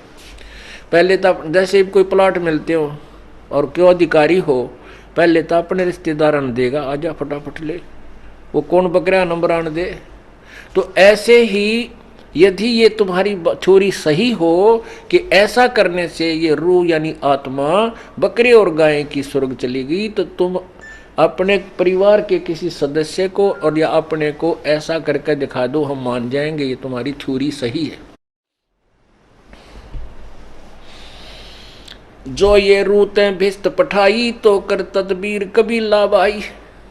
देखा देखी कर्द चलावो, ऐसी दुविधा मन में लाओ।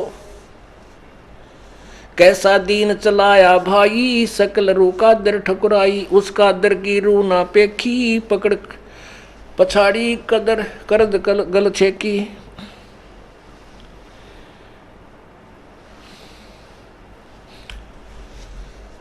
अब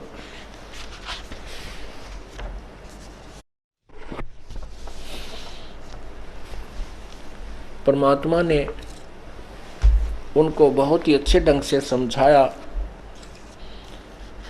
और क्या बताया,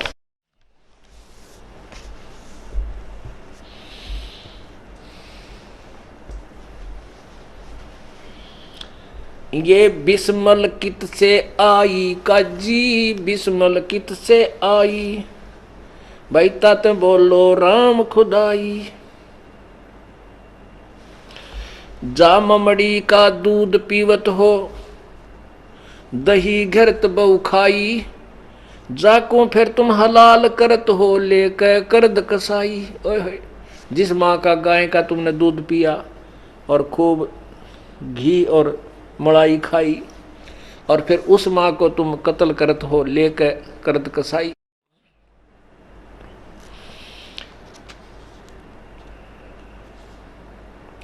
हक हक कर मुल्ला बोले, मस्जिद बंग सुनाई। और 300 रोजे खून करत हो, खोज न पाया राई। सूर गऊ की एक माटी, आत्म रूप इलाही। दास गरीब एक वो साहेब, जिन ये उम्मत उपाई। वो केवल एक ही परमात्मा सबका है और वही पूर्ण भगवान है। उसी की पूजा से तुम्हारा मोक्ष होगा।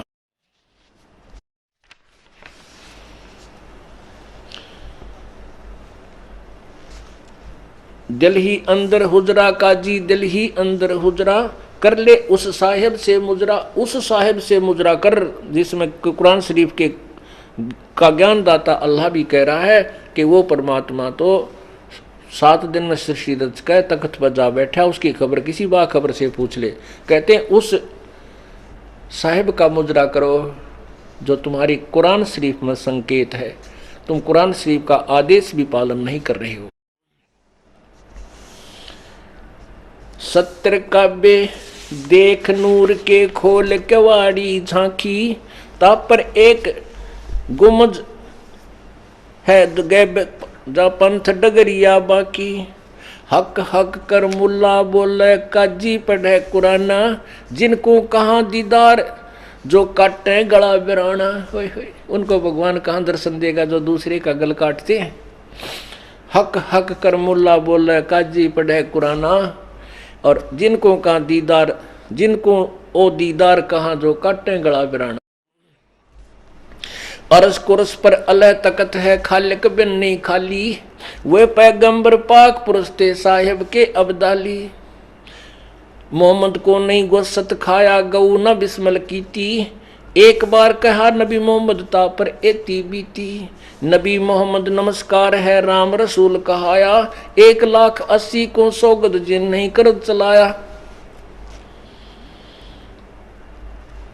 वे ही मोहम्मद वो ही वे ही मोहम्मद वे ही महादेव वही आदम वो ब्रह्मा, दास गरीब दूसरा कौन है देख अपने घर में।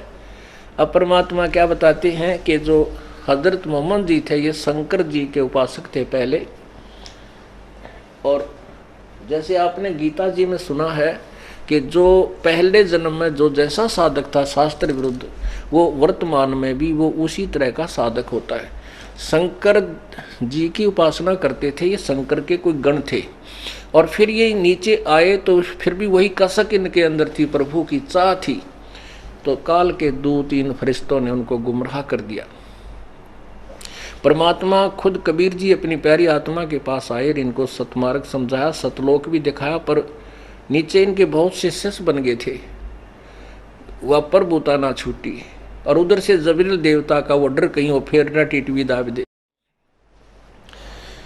इस कारण से अपरमात्मा क्या कहते हैं, अगर तुम साधक हो अपने शरीर में देखो, ये हिंदू मुसलमान सिख और ईसाई का एक जैसा है, और सभी में कमल बने हुए हैं, कमल बने हुए हैं।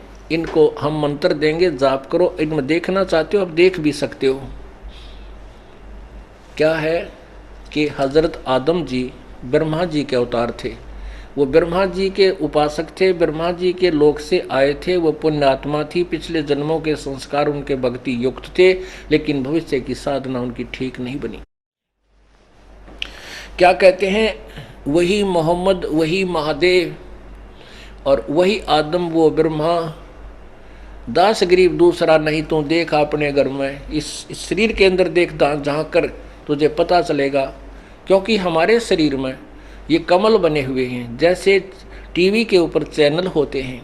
यदि आपका टीवी ओके है और पावर से जुड़ा हुआ है और ऊपर से कनेक्शन आपने ले रखा है, तो टीवी ऑन करते चैनल आप लगाओगे तो उस चैनल पर का प्रोग्राम आपको स्पष्ट दिखाई देने लग जाएगा। यदि तुम चाहते हो इसका निर्णय करना, तो आप देखो अपने शरीर में, आपको स्पष्ट दिखाई देगा हजरत मोहम्मद कहाँ हैं और आदम जी कहाँ हैं, वो क्या कर रही है, वो मोक्ष है या नहीं है। अब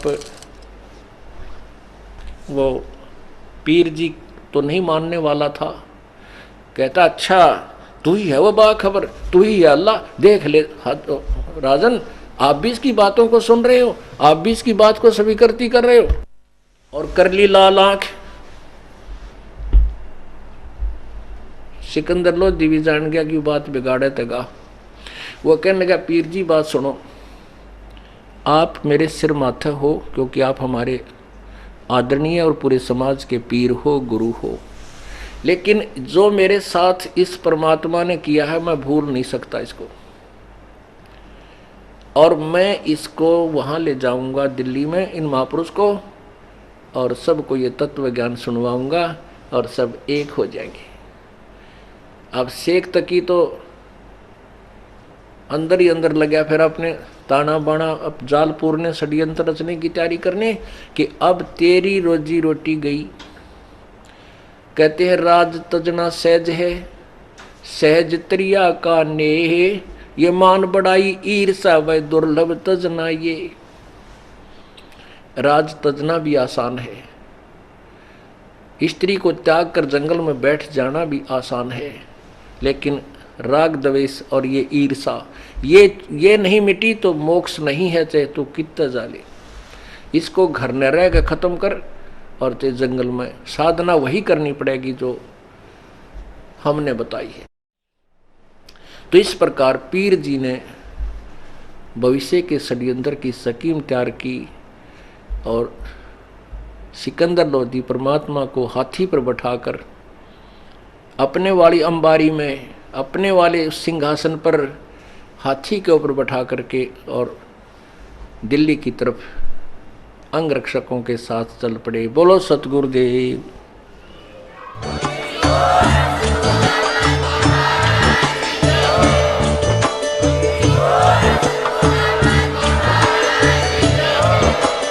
आप सुन रहे थे जगत गुरु तत्वदर्शी संत रामपाल जी महाराज जी के मंगल प्रवचन। अधिक जानकारी के लिए विजिट कीजिए हमारी वेबसाइट www.jagatgururampalji.org। संत रामपाल जी महाराज जी के शुभ आशीर्वाद से पूरे विश्व भर में 500 से भी ज्यादा नाम दीक्षा केंद्र हैं, जिन पर संत रामपाल जी महाराज जी द्वारा ऑनलाइन निशुल्क नाम दीक्षा दी जा रही है। अपने नजदीकी नाम दीक्षा केंद्र का पता करने के लिए संपर्क करें 8222880541।